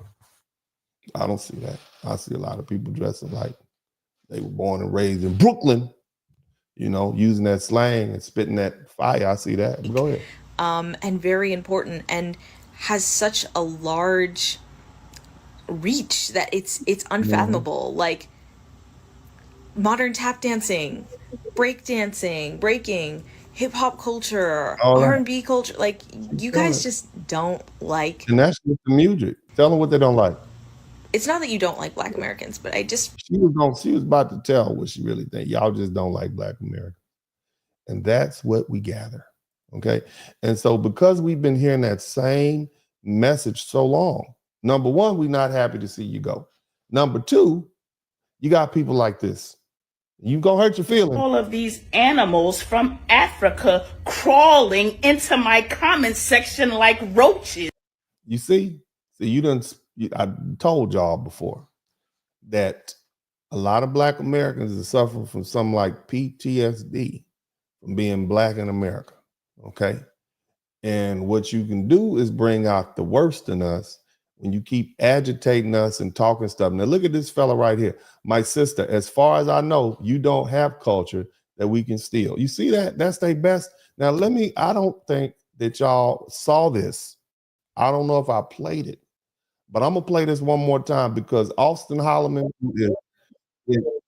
this is what Austin Holloman said about where y'all West Africa as a whole is like far underdeveloped, but it costs way more than being here. Like you would be shitting in the ground. It won't even be a toilet, and you'll be paying the same price as I pay right now. So as you talk about Black Americans not having culture, but we do have toilets. Okay, we have toilets here in America where I'm from. So, but let's let the good sister go ahead and get Swarming into my comment section. I don't even know what you're saying. So you asked for this. You keep telling us we don't have culture. You keep coming with the disrespect, but y'all keep coming over here to this country. All right, you got all this smoke. The worst you can say is we don't have culture. We got toilets, we got cars, and we got rights, and we got money. Okay, and you say we don't have culture, and you living in the culture. That's the cold part about it. You living in the culture. So this is why this sister's angry, because y'all started it. Black Americans had love and we admired our African brothers. We embraced it. We used to be walking around here 30, 40 years ago with black medallions on our chests and back to Africa and all that. And all y'all did was come with disrespect when you brought your behinds over here. So we're going to let her air y'all out. Go ahead. Why are you even here? And why does it make you so angry? Yeah, if you got a superior culture, why don't you go back to Africa, okay, instead of coming to America? All right, somebody type work harder. Because see, that's what when y'all come over here, you say we work hard. Why can't you work hard in Africa and get the same results? See, the work is already done here in America. We did that. All right, we got this laid out. We made this a place for black people from all around the world who can come. They would have whooped up on you if you came here before 1955. And in 1965 is when we convinced them to add the whole civil rights immigration on to the civil rights movement. Okay, but go ahead, let it go and let the sister air y'all. I'm telling you that we're not coming to Africa. Do y'all need us that bad? Yeah, because let me tell you what he said. Now, Austin is over there, ma'am. I know you're a little upset, but this is what Austin said. This is why be a toilet, and you'll be paying the same price as I pay right now. I'm not even fucking. This is what Austin. This is why a lot of black people like you would be shitting in the ground. It won't even be a toilet, and you'll be paying. That's why we not coming over. Okay, that's why. Need what we have that bad that it makes you angry? They need toilets, apparently. They need toilets. But they got the nerve to call us, all these horrible names, call us Akata. Where all my Akatas at? Shout out to all my Akatas. Where all my Akatas at in the cabinet? We all us Akatas, us cotton pickers and slaves. But we got toilets, though. At least we ain't pooping in the ground. At least back in slavery, we had outhouses. We ain't had to poop on the ground. We might be descendants of slaves, but we got toilet paper to wipe our butts with. We don't have to use leaves and twigs. I'm just saying, with your disrespectful selves, my African brothers and sisters, and you wonder why black Americans are not up in arms trying to save y'all from getting deported? Because you've been disrespectful. And you keep talking about our culture and you can't even identify our culture. And now you got people mad at that I'm telling you that I want you to stay away from us? What is wrong with you people? So, we don't care if you don't come here. We don't need you. Oh. Yeah, and we don't care if y'all don't come here, but y'all keep coming here. That's what the sister's saying. People are, look, if I was having a heart-to-heart talk with my Caribbean brothers and sisters and my African brothers and sisters, we can be African, we can be brothers and sisters. I would tell you all collectively, y'all need to tone down because now is not the time. Because what I foresee on the horizon, right, with my X-ray vision, is I see a reprisal. Hallelujah. Okay, I see a reprisal. I see a reprimand. Okay, that's what I see happening. I see, as we used to say back in LA, on site. You understand me? I see animosity. That's what I see.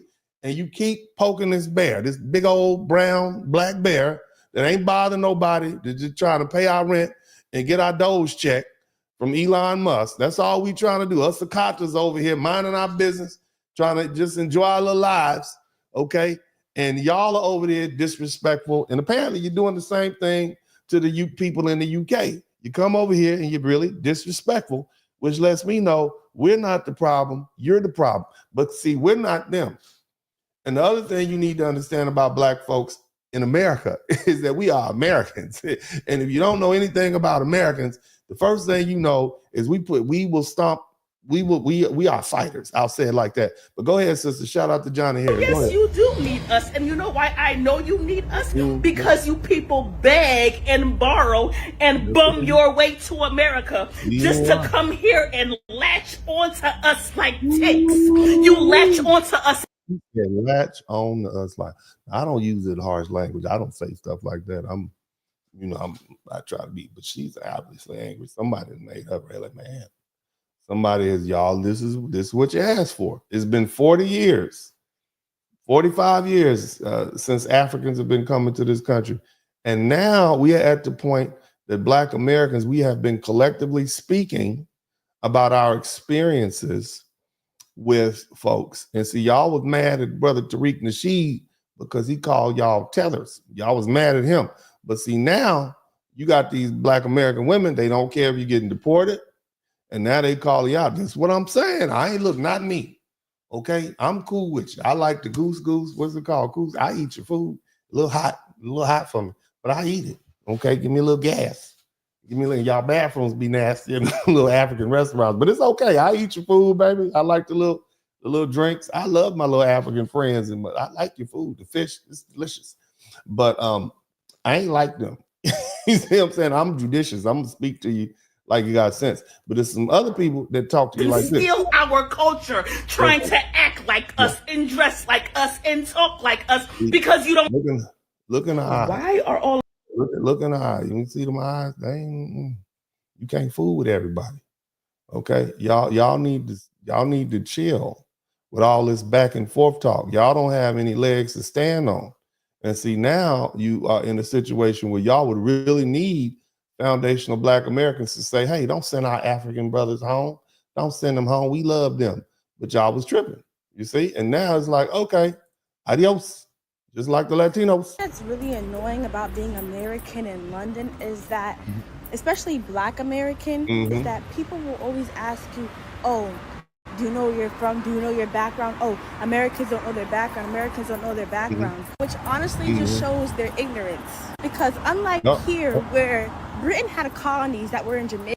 I mean, we got a Black History Month every year. We've been here 500 years. You don't think we know our history?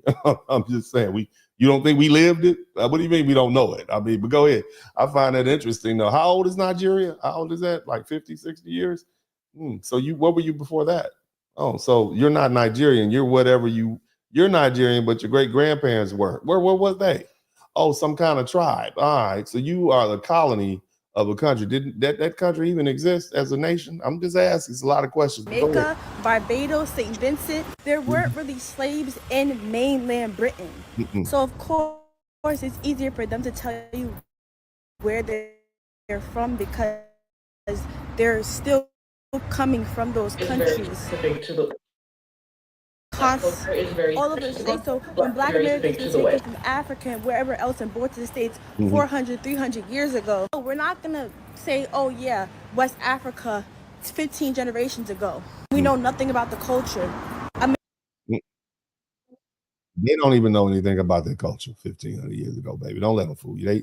Because according to Austin Holloman, Okay, and Austin Holloman Shitting is in the reporting ground. live. It won't even be a toilet, and you'll be paying the same price as I pay right now. I'm not even. So I don't think they are really focused on their history like that.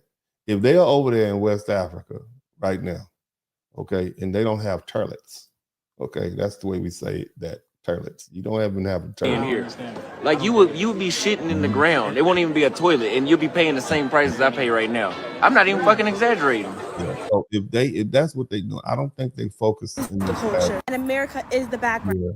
Yeah. I think they fully focus on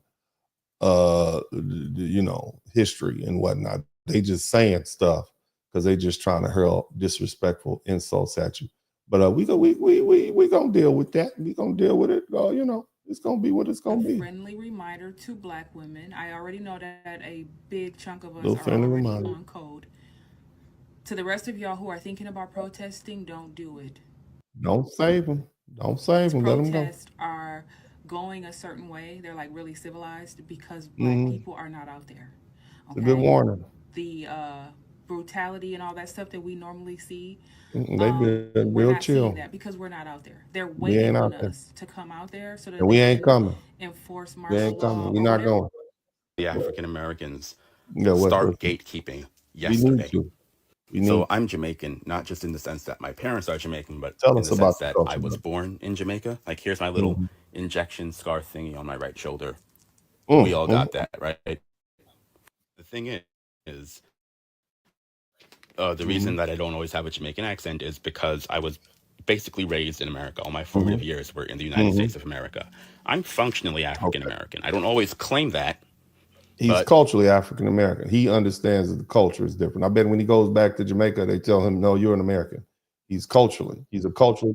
He understands the culture. African American culture is a culture that I grew up in. So I am very tired of hearing that African Americans have no culture. It's disrespectful. Because, I'm here.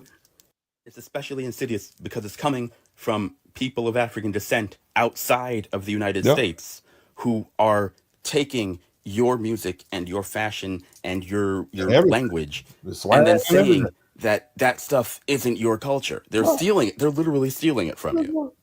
Like, you can't say that African Americans have no culture when there are British rappers. You can't say that African Americans have no culture when you're putting Jersey club drums and trap drums in your Afro beats. You can't say that African Americans have no culture when you unironically use the word brazy with your British accent. So this is your sign from one of your allies. Start calling this shit out. Every time you see it, say it. All of that. And this will end real quick. It needs to end. Let's go ahead and let this sister finish this thing and tell her to keep on educating. According to Panama's foreign ministry, we are footing the bill. The United States is funding this deep. So the Trump administration is now deporting Africans. Yes, Africans. So on Wednesday, there was a U.S. military plane that took off and went to Panama. And migrants from Asia and Africa were all sent packing. Now, according to Panama's foreign ministry, we are footing the bill. The United States is funding this. Don't be afraid to go back to your culture. Black culture is very specific to the concept of black culture is very specific to the West, but even more so specific to the US. The concept of black culture or the reality of black culture came from African Americans being stripped away from their African roots. Nigerian culture isn't black culture. Nigerian culture, Ghanaian culture. If you were stripped away from your roots, what does that mean? If you were pulled up by the roots for a tree, and those roots were set somewhere else, what does that say? It's Nigerian culture. And even within Nigerian culture, there's different cultures because of region and ethnicities. The dichotomy between white culture and black culture is also very specific to the US because this delineation between the two cultures is not very much talked about elsewhere. And the only place where it would be very close to this would be maybe South Africa, but there's also not one specific black culture in South Africa, nor is there one specific white culture. Black culture is a result of people of various African descent being stripped away of their They put a whole bunch of people together who didn't speak the same language, had different cultural identities, different ethnicities, different genetics a little bit, and they put them all together and we got brought over here. All right. And so another new people arose from African culture, like African specific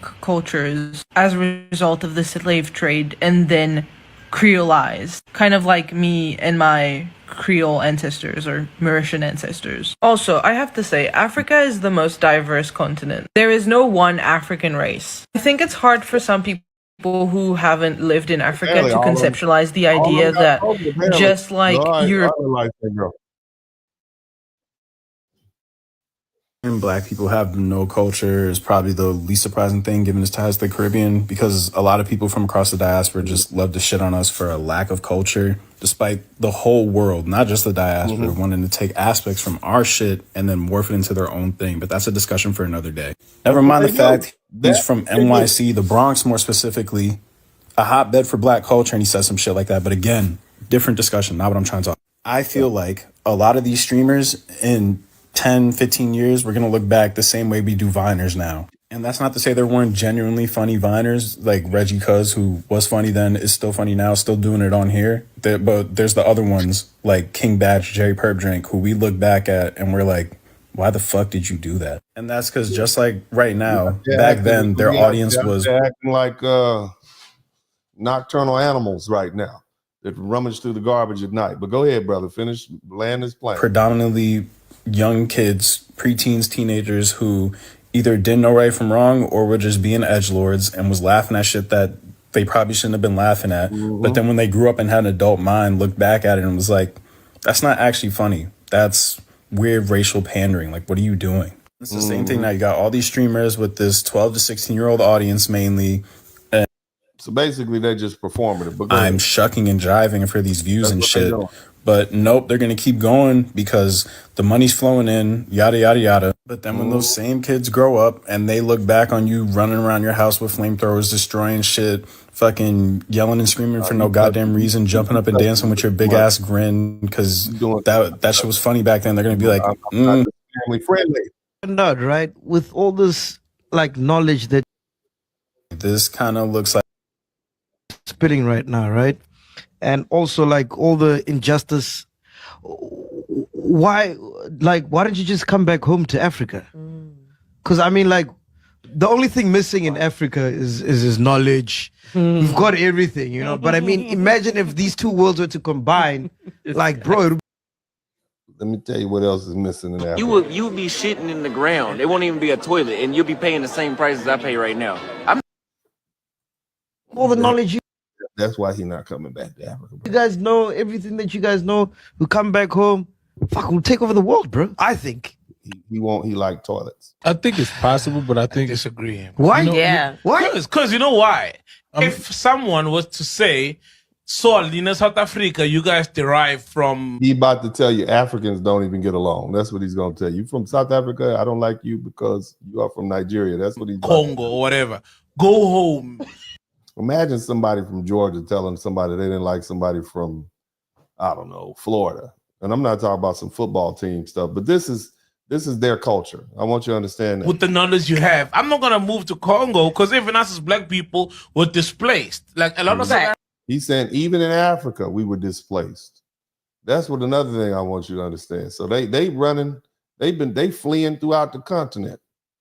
You understand? We are not fleers. We are fighters. That's right. That's why we don't even know original where. people of South Africa are sand people. Khoi. Right. Khoi sand people. Right. Those are the first people. Yeah, in South Africa. Yeah, but dog, we're not getting shot. We're not getting shot by cops on a random day, dog. We're not getting. You hear what this man said? We're not getting shot by cops. But let me tell you what you are doing. You'll be shitting in the ground. It won't even be a toilet, and you'll be paying the same price as I pay right now. That's what you're doing. There's another alternative. Yeah, but you do. I think I might just go and take the chance with the cop. You understand? Because it's a different. You know you're gonna have to poop in the ground every day and wipe it with your left hand. Okay, that's where the ritual comes. You just shake with your right hand because they wipe with the left hand. So I might want to take the cop, the sheriff, or the constable. Look, man, I don't want no problem. Give me the ticket. I'm good. You want to take me to jail? I'm going. I think I'd rather chance encounter than knowing that every day of my life, every single day, Be shitting in the ground. It won't even be a toilet, and you'll be. I don't know. I think I'd rather risk the chance. But there's other issues. But people don't have jobs. People are They unemployed. ain't got jobs. Someone in Congo. But y'all got this superior culture over here. You got this superior culture. Where your jobs at? Surely, if you got a superior culture, y'all should be taking care of yourself. That's what culture is supposed to do. It's supposed to help you survive and answer the questions. We're gonna talk about that. But go ahead and finish. Congo's a bad example. But elsewhere, we'll say in Kenya. Congo is actually a good example. Well, they're going through their situation. But that's what I'm trying to say. So why would you go there? Right? Like, but by the way, let's just be real clear about this question around. I want all my African brothers and sisters in here. Y'all earn this. Y'all been saying we don't have no culture. Now we about to talk to you about culture. We're going to tell you, since you want to tell us about our culture, you open up the door so that we can talk about your culture. That's how that works. Okay, when you pick a fight, you can't stop the person from responding like they want to. We never said Africans didn't have a culture. That doesn't mean we respect your culture. We just looking at it like, damn, y'all gonna be doing what? What we gonna do when we go over there? What we gonna do? Shitting in the ground. It won't even be a toilet, and you'll be paying the same prices I pay right now. I'm not even fucking exaggerating. Shout out to Master H. Going back home, we built America on our backs. So when you say go home, they should go home. Yeah, and also, right? Because this is our country. What you talking about? We built this place, so it is our home. It is our home. We were removed from our African roots, okay, and we got new roots here. And on top of that, we are ethnically different. We got some Native American, we got some European, we got some Asian. All of that comprises what we call now foundational Black Americans. Nevertheless, this is our home, okay? Just so you understand, we are of African descent, but if truth be told, and a lot of us don't like to speak the truth, it's a little bit of something else in there other than the black pepper. You got a little salt, a little paprika, you got a little sesame seed, you got a little bit of everything in you, ethnically speaking, okay? But we are still out running, out fighting, out boxing, out rapping, out singing, everybody else in the world. So, let's just keep it 100. We're going to have an honest conversation tonight. Praise God. Hallelujah. Should have is the ability to move between here and our original birthright place that we are from. But the reason they don't want us back over there, right? They could have did that. They could have sent boats and ships over here from all these different African continents to come pick us up, right? We just standing out there waiting for them to come waiting for Mother Africa to come pick us up. We got our little lunch pail. Slavery's over. And they didn't come pick us up. So we said, okay, we'll stay here. Y'all never came. But now, since we said, all right, we're going to stay over here. Now y'all want to come over here. Shout out to Black. No, we should be able to move between the two, but we should never have to abandon a country that would not even be possible if it were not for the sweat equity of Africans who were trafficked to America. And if you look at the music, we are rich over here. We got 1,780,000 millionaires. We got about 11 billionaires. Black men alone comprise, when we get to middle age, 60% of us have reached the middle class, upper middle class, or rich. Why would we leave that to go over there to Africa and be over there in Africa? Here. Like you would be shitting in the ground. It won't even be a toilet, and you'll be paying the same prices I pay right now. Why would we go over there for that? I'm just saying. Why would we do that? Right? Bro, the landscape, rock came from blues, everything. Hip hop, pop, jazz, music, fashion, jazz, the most powerful the art in New York and everywhere in the world. So why would you build all of that and leave it? Because you're going home, and then to be made to feel. Let's be honest, we'll make them feel like they're not African enough. So you guys will feel you're not African enough. You come to Africa, we're gonna make you feel like you're not African. And you wonder why Black Americans have not stopped everything and left this country. Why we would rather risk the chance of getting shot and killed and go somewhere where we know they're gonna make us feel unwelcome. We can stay here and feel unwelcome. We welcome ourselves. At least we have stake in this country. When you're home in America, the whites are not making you feel American enough. Let's be really brutally honest. True. Yeah. I mean, South Africa, you can't even welcome Zimbabweans from next door. Let's get them up out of there. All right. Now it's time to do some learning. Y'all ready? We all warmed up. I know we came in late, but we about to get straight. Now look at here. We are talking about, we started off, we got a lot of Africans who are deporting themselves. And that is not the amazing part. The amazing part is that there are a lot of African Americans who have remained silent about Africans being deported, sent down to Panama. These are people that look like us, and they've been sent to Panama. Certainly Black Americans will say something, and everybody wants to know why. If they don't say anything about Latinos and Asians and Arabs, certainly they would say something about their African brothers and sisters, right? Didn't we just used to have the Back to Africa hats and whatnot?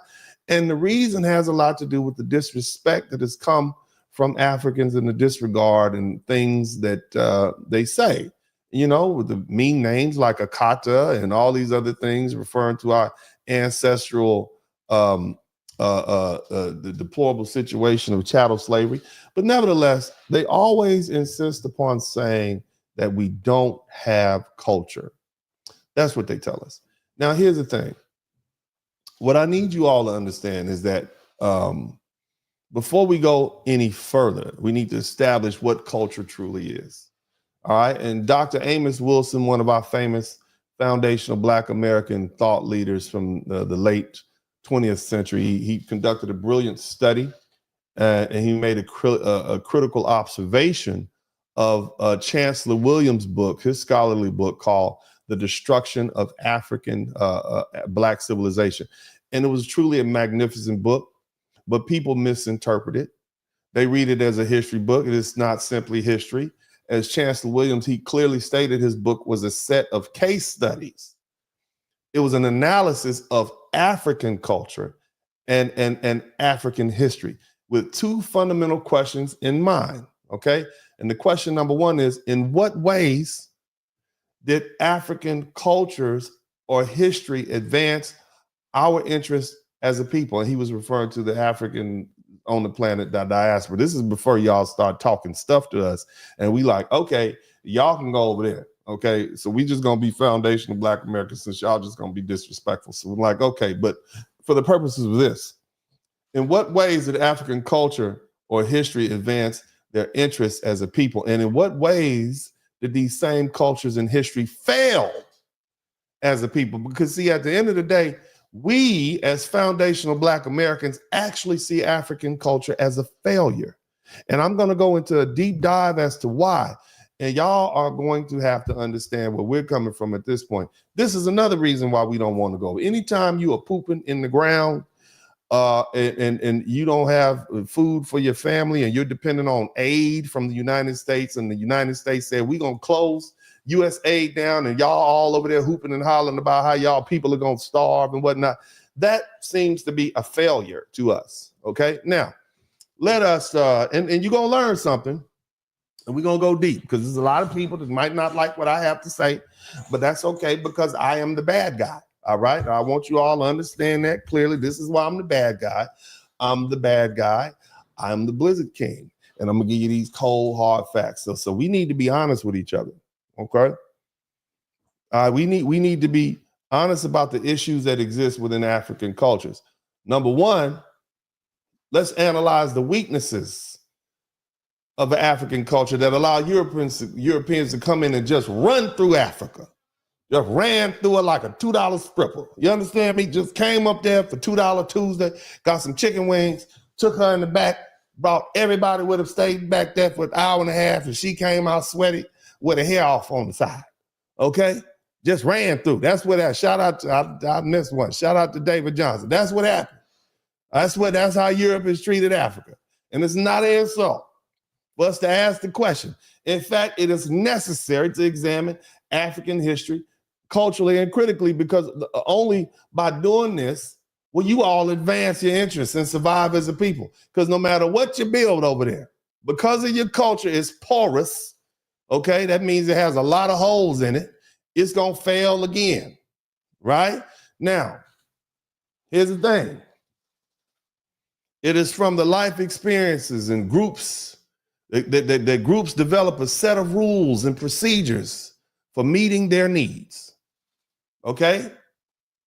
Let me run that back to you. It is from life experiences and groups that groups develop a set of rules and procedures for meeting their needs, and that is passed down. And see, these sets of rules combined with supporting sets of ideas and values, that's what defines a culture. And so a culture is not something people just have for just the sake of it. It's something that people, it's not something that people claim simply because of where they come from. Culture it actually serves a real life function. It is the computer programming in your computer. It's used to solve problems, and that's its function. So that's why culture evolves. It evolves, it adapts to the challenges and the needs of the people. Okay, clearly, and let's just jump ahead. Clearly, the needs of the Black people that were brought in the hulls of the ships from Africa's shore, clearly their needs here in the United States are different from the ones over there. Clearly, the fact that we are still here means that our needs have been met as a culture. So yeah, by evidence, res ipsa loquitur, as they say, right? That's the Latin words. It is because it is, basically. We have to have a culture. So let's start there, all right? Now, what happens when a culture no longer meets the needs of its people or it fails to solve their problems? Well, either the culture is transformed or the people die, all right? And no culture is sacred if it is leading its people to destruction, right? If a culture becomes obsolete in the face of new challenges, then clinging to that culture blindly is basically cultural wide death for everybody, okay? And so here's the thing. The question you have to ask yourself, does the culture meet your needs? Does it solve problems? Because if the answer is no, then the culture has failed. And that's exactly what Chancellor Wilson examined. He analyzed African cultures and he assessed them based on their effectiveness. He asked the difficult question that was necessary. Did the cultures protect African people from enslavement? Hell no. Excuse my strong language, but you all sold other Africans into slavery for a rum's head of drum, a drum head of rum. You sold them for gunpowder. You actually manufactured wars so that you can go attack neighboring tribes just so you can have they're prisoners of war. It's just so you can go sell them to Europeans who came to the coast to pick them. There wasn't no white men running into the interior of Africa. Africa's hot as hell. They got animals. The average white man back in those times would not be able to survive on the African continent for more than a year without assistance. They have a whole book dedicated to how African families, men and women, mothers and daughters, fathers and sons, allowed European traders to come into Africa, marry their daughters, if you call that marriage, and then set up shop, and they benefited from it. This is what your culture allowed. This is the same culture. So when the question is asked, did African culture protect its people from enslavement? The answer is emphatically no. And if we look into the Arab slave trade, then that means for the 1,300 years prior to the commencement of the transatlantic slave trade, you were still selling your own people. So no, you did not protect your people. This is the culture that you say is superior to foundational Black Americans who have been and existed in the United States of America for 500 years, and we are still here with our own identity. So in that regard, foundational Black American culture is superior to African culture. Don't get mad at me. These are the facts. Now let's move on. Did these cultures prevent colonial rule? Let me tell you what happened. Mansa Musa, the richest man in the world, decided to travel his behind from West Africa all the way over to he did his Hajj, and he was passing out gold and giving out money, so much so that it upset the gold market for decades to come. He brought thousands of people with him. And guess what happened? Word got back to those Europeans. And when the word got back to those, those Africans, they got gold mines down there. They got diamonds down there. That's when the colonials said, well, we're going to go in and invade them. So your culture, your culture that tells you that you're supposed to be loud and boisterous and show off your wealth and not be discreet, that's what got you robbed. That's what put you on the Europeans' radar. Yes, they've been trading with Africans for centuries, but that's what did it, because it was after that 1400 year march when he took his Hajj. A couple of years, 50 years later, that's when they came for you. Now, stupid? Yeah, I think. Now, the other question we have to ask, did these cultures provide the foundation for global power and unity? Hell no. Y'all don't even get along in Africa. They have issues in South Africa with Nigerians coming to Africa. They distinguish themselves between Ghanaians, Togo, Benin, and Nigeria. That's right there. They're right there next to each other. What an idiotic move. You come over to the United States and you cause problems for foundational Black Americans. You say silly things like, we don't have culture. Then you take your butts up to the UK and tell them the same thing. You are not making friends. So no, your culture, not only does your culture not provide the foundation for global power or unity, it actually incites division. And so and shout out to David Johnson. So even after a deep examination, Chancellor Williams and many others reached the same conclusion. African culture has failed its people. All right. Now, here's the thing. Let's look at the current state of African nations. And what he did was he mapped out a plan to move forward. Why? Because Africans remain in a state of poverty, dependency, and stagnation. That's why you're over there pooping in the ground in 2025. And this is a direct result of failures within African culture. It's corrupt. They don't look out for each other. They swear up in God, they unify, right? But the shout out to Gogo, they swear up and down, they unify, right? But the minute one African gets a couple of $100 million, whatever, he wants to get a Rolls Royce and move to the UK, have 4 wives and a white woman. That's what you do. That's what you do. And so Chancellor Williams, one of our greatest thought leaders, he said, if Africa is to rise again, it needs to be restored.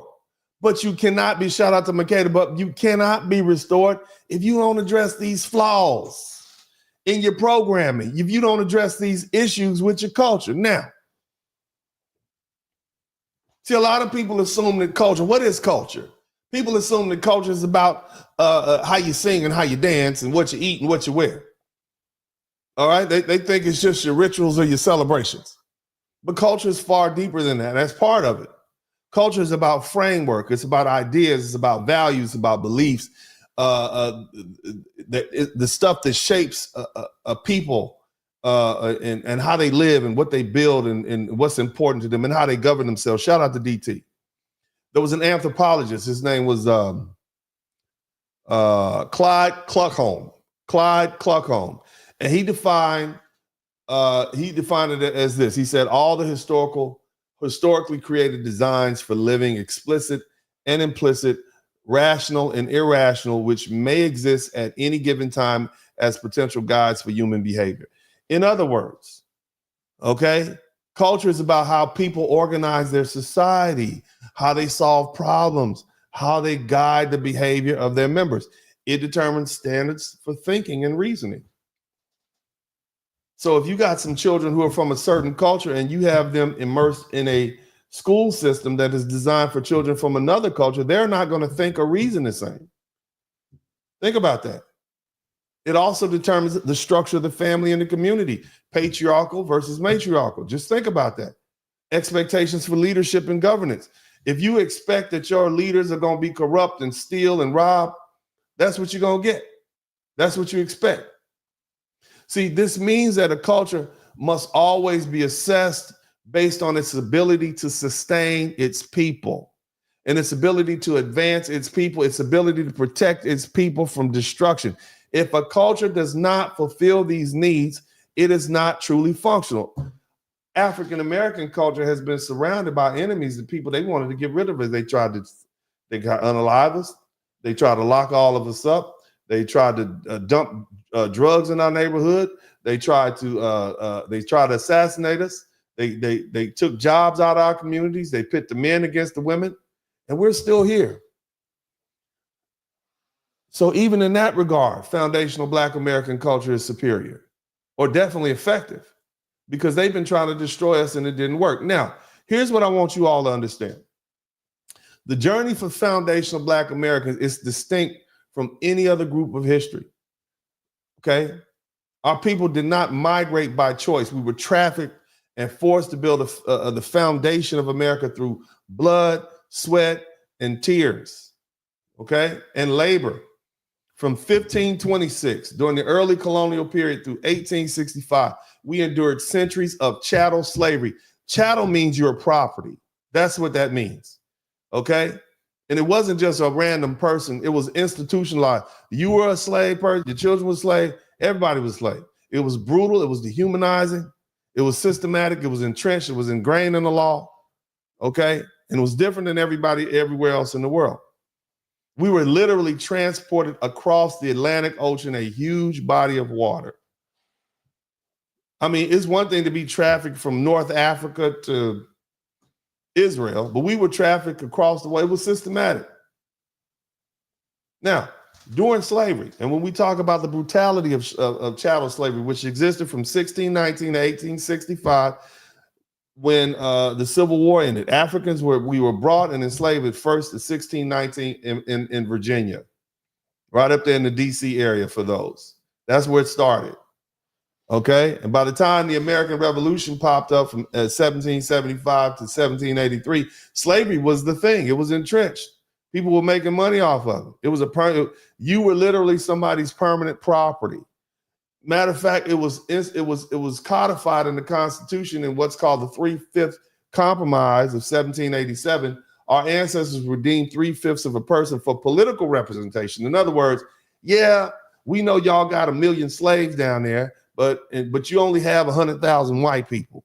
So we're not going to let you count that 1,100,000 because we got 1 million white people up here in New York. Y'all got 1,100,000 people in Virginia, but 1 million of them are Black. So we're going to let you count them as 3/5. Okay? That was a political compromise. Now, unlike slavery in the Caribbean or South America, enslaved people here in America were subject to lifelong bondage with no chance of social mobility, nothing. In fact, if you got away, they had something called the Fugitive Slave Act of 1850 that made it illegal for free states to even protect you. So you made it all the way to Ohio. You made it to Kansas.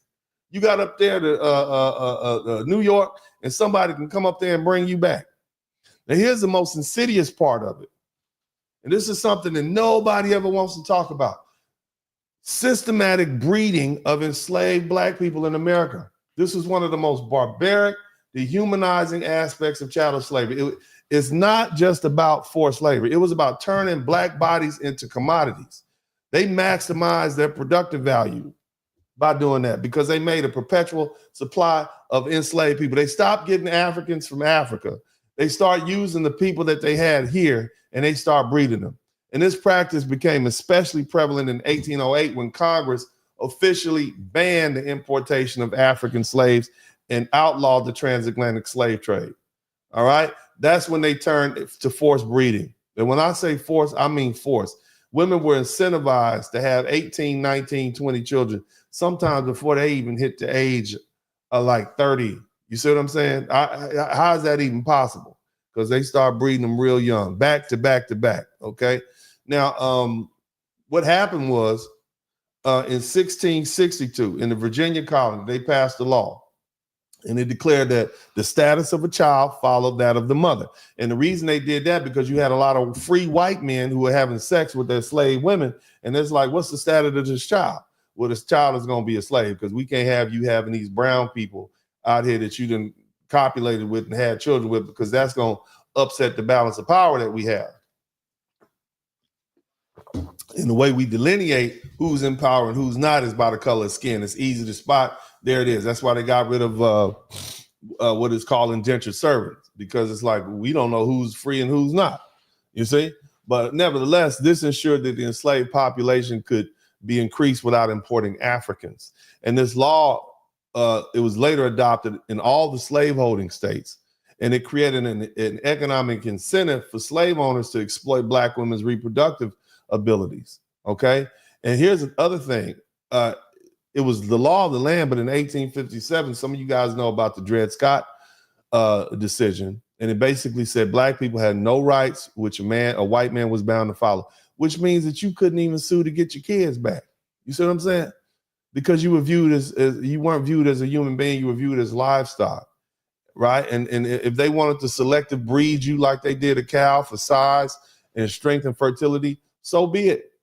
Now, the thing that happened was after 1808, when the Atlantic slave trade was abolished, this domestic slave trade exploded, okay? Some of your founding fathers, right, participated in it heavy. Enslavers, they needed a steady supply of enslaved labor, especially in the Deep South. The country was expanding. They had cotton to grow, sugarcane, rice plantations to deal with, right? So slave breeding farms became profitable. That was the thing. And all you folk up there, all my Yankees up there, and I'm not talking about New York, Maryland, huge slave breeding front. Virginia, North Carolina, Louisville, Kentucky, they became major hubs of shipping enslaved people downriver and upriver. New Orleans was the largest slave market in the country. So when people say stuff like, how did they get, only a few Africans were brought to this country, how do we have all them people? You were bred here. So all these pretendians out here talking about, we not like them. You were bred here. You are just as much a part of this land as the dirt and the rocks. You were bred here. They didn't import 4 million Africans to the United States. You were bred. In the census of 1800, okay, before that 1808 law went into place, there were 400,000 enslaved black people in the United States. By 1860, right before the Civil War began, there were 4 million. They bred in a 50-year time period. They made you multiply by 10 from forced breeding. That's what happened. So stop listening to all these people say it's impossible to bring all them Africans over here. You weren't brought here from Africa. You were bred right here. And anybody who laid with you, whether it was a white man, Indian, another black man, your brother, you whatever, that's what you need to understand. You were bred here, right here, with no cultural connection to Africa. And then you were sold in the slave markets. That's what you need to understand. And I know that's rough done. It's hard for people to fathom, but that's it. There's no secret there. It's right there in your books. They multiplied you over and over and over again. It was a horrifying practice. It disregarded human dignity and autonomy. Okay, it went from sexual coercion to straight out rape by slave owners, overseers, anybody they put in the pen. Enslaved women and girls, babies, as young as 11, 12, they were regularly raped by anybody who was in there.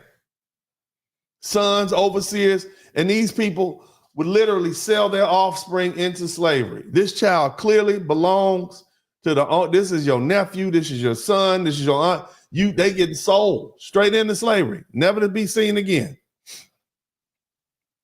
Matter of fact, many of the plantations proudly documented breeding stock. In other words, we don't pick cotton. Oh no.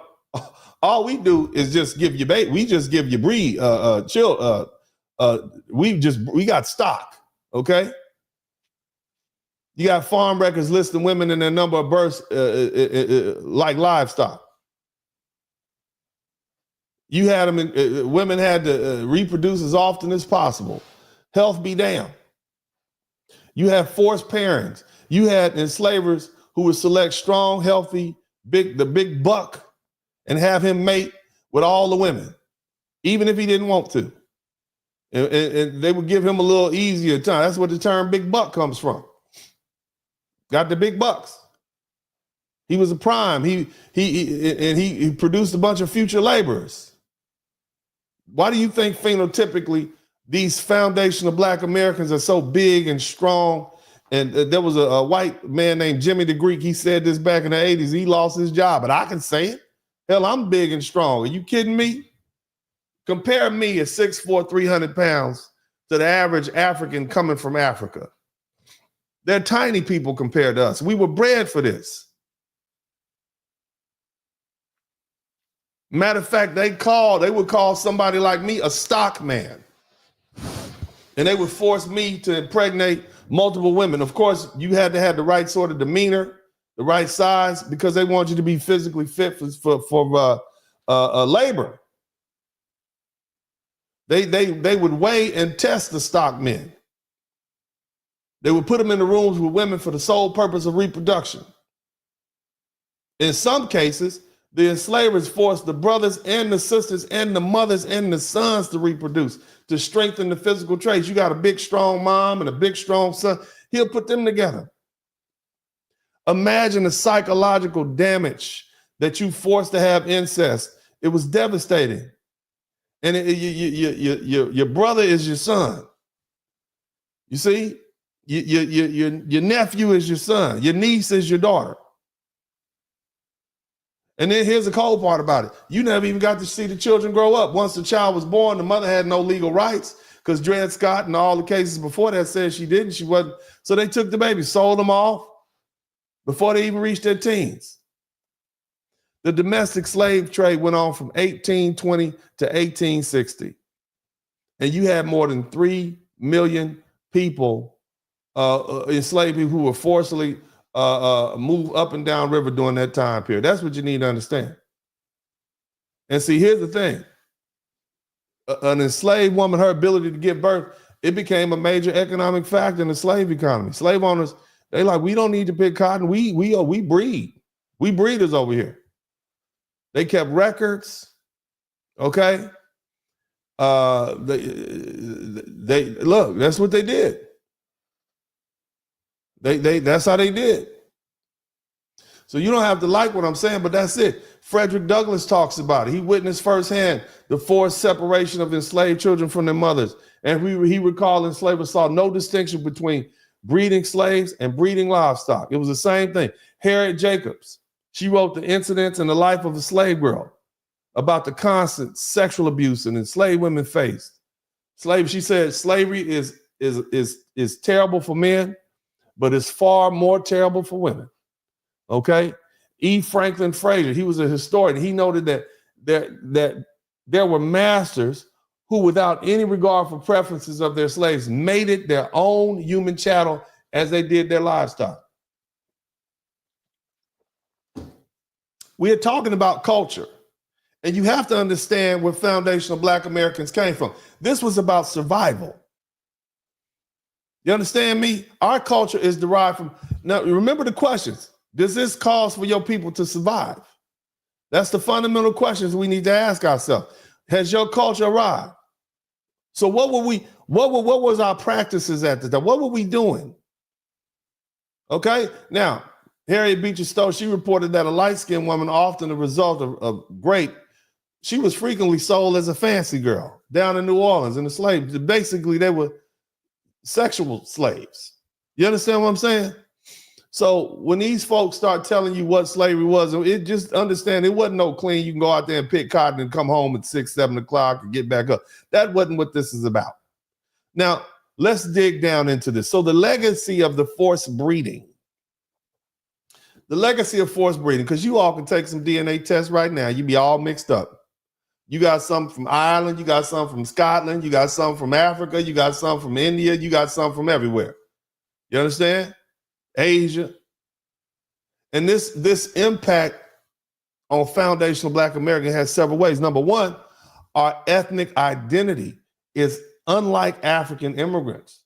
Our ancestors don't have a tribal identity. We became a new people, distinct from Africans, formed through generations of forced reproduction and cultural adaptation. Think about this. What kind of family trauma do you suffer? Because when my sons leave and go to school sometimes I don't let them go to practice when it's nighttime because I don't want them driving at night. And they're 17 and 15, right?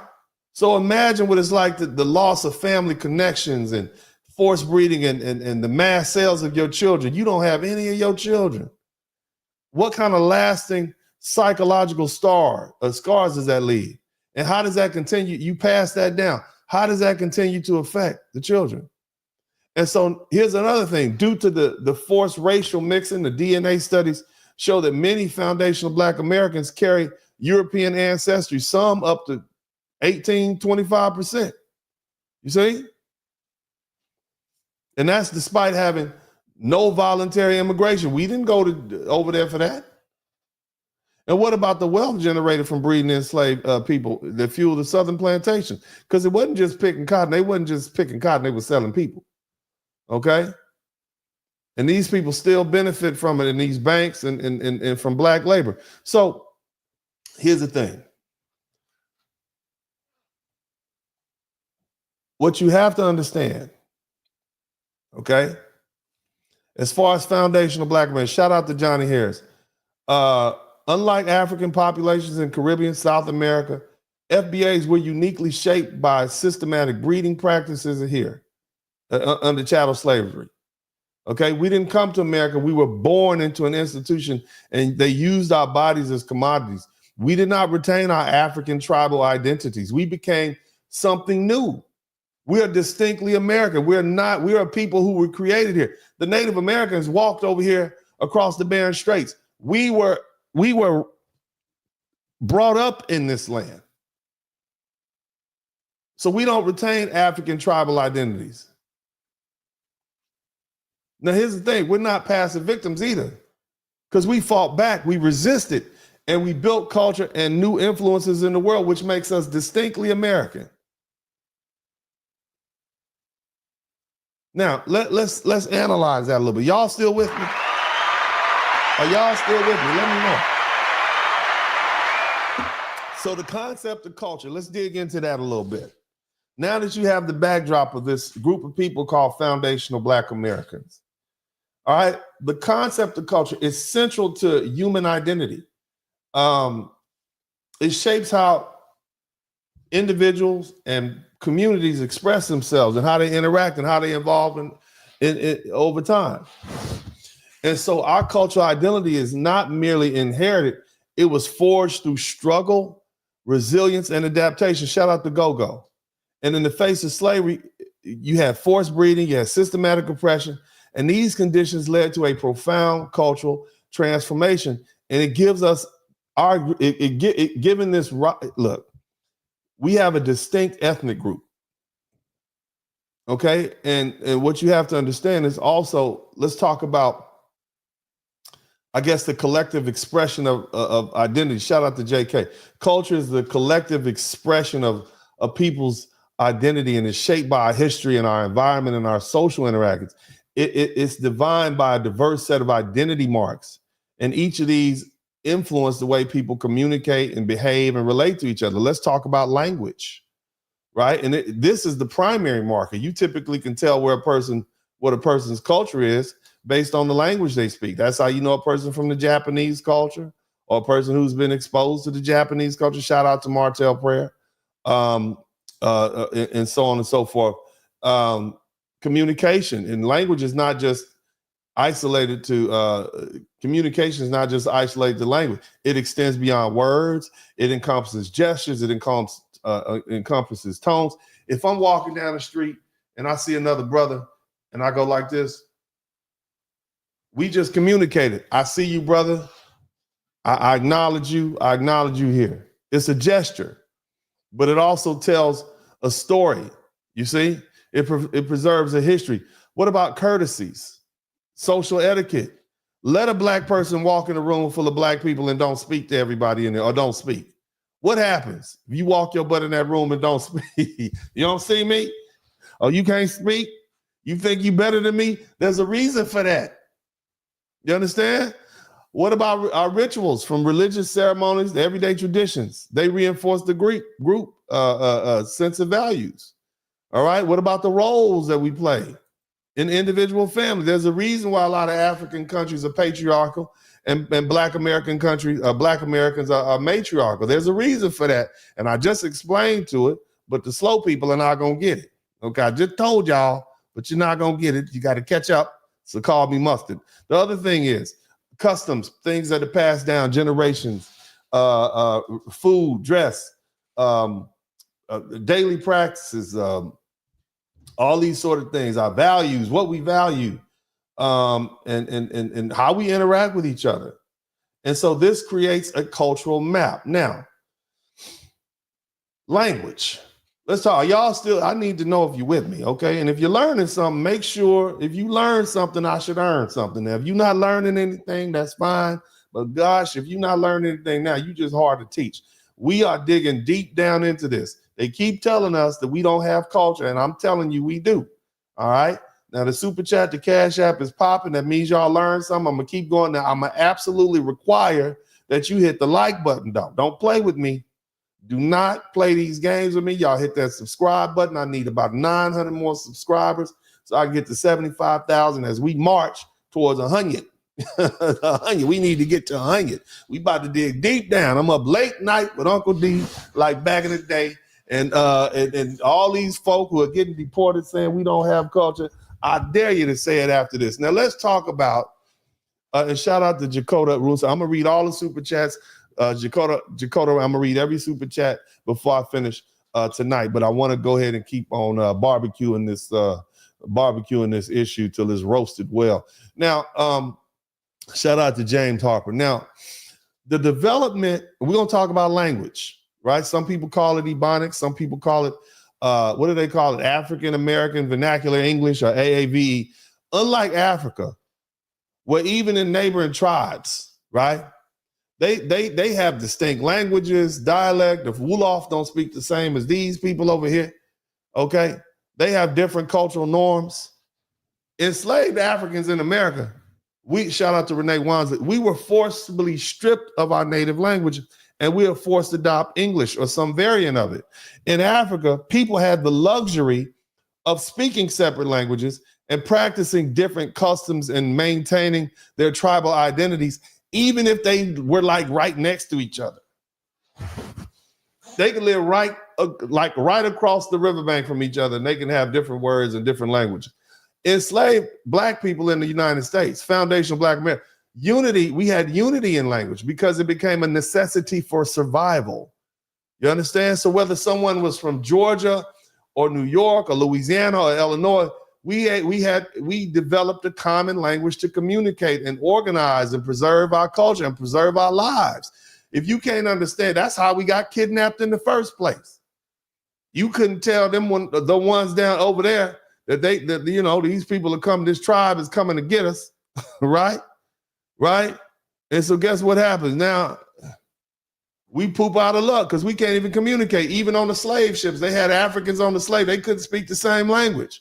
Imagine if all of them could speak the same language, worship the same God, practice everything the same.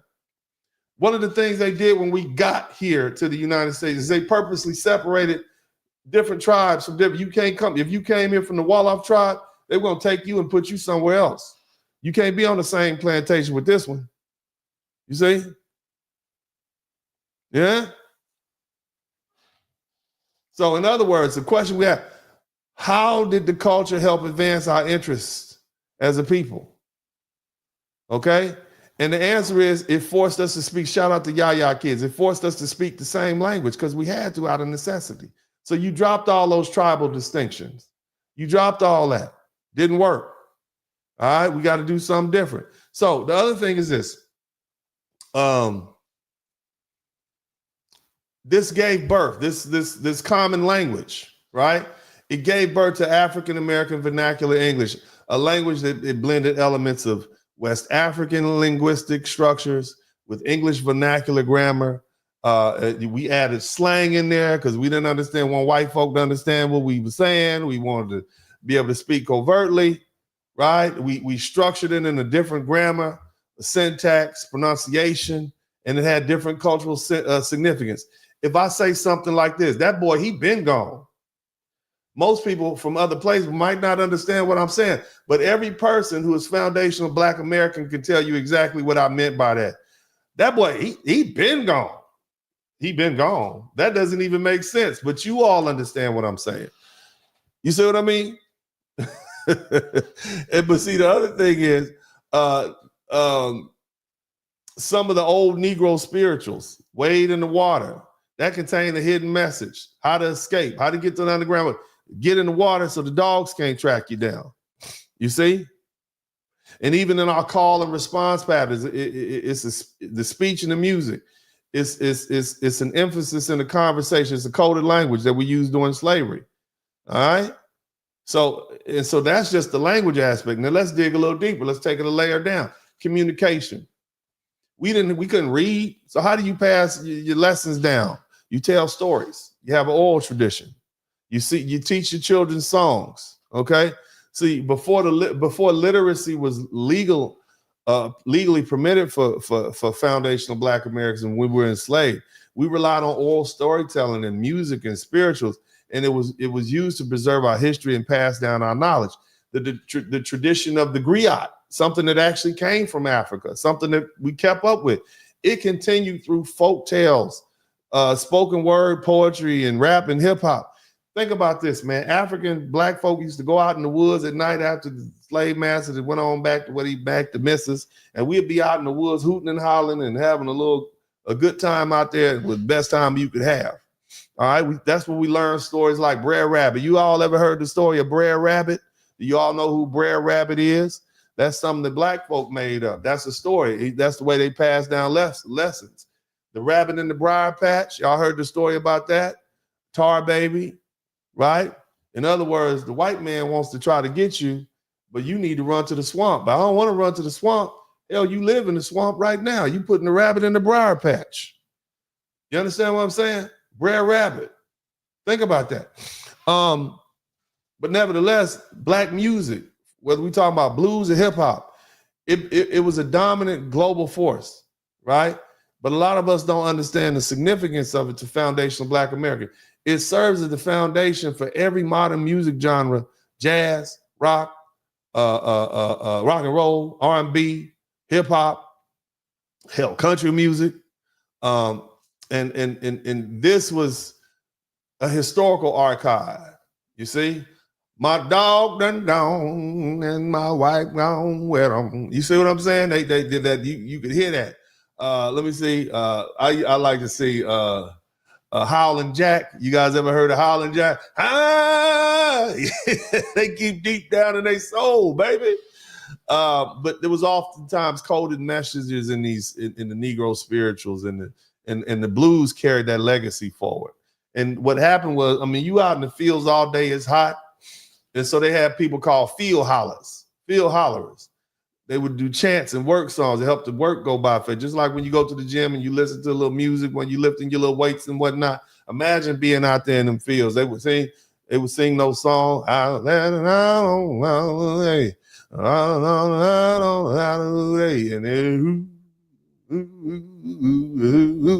you'd be singing and whatnot to help the day go by fast. But these rhythmic expressions used by enslaved Black Americans, it coordinated labor.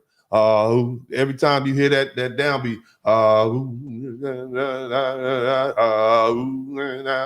you can hear that a lot, and it would help pass the time. It was an expression of resistance, and it was also an expression of unity. Okay. Now, the other thing I talked a little about this earlier, courtesies, social etiquette, right? Well, my funny acting Black people. If I say funny acting, y'all know what I'm saying. Oh, she funny acting.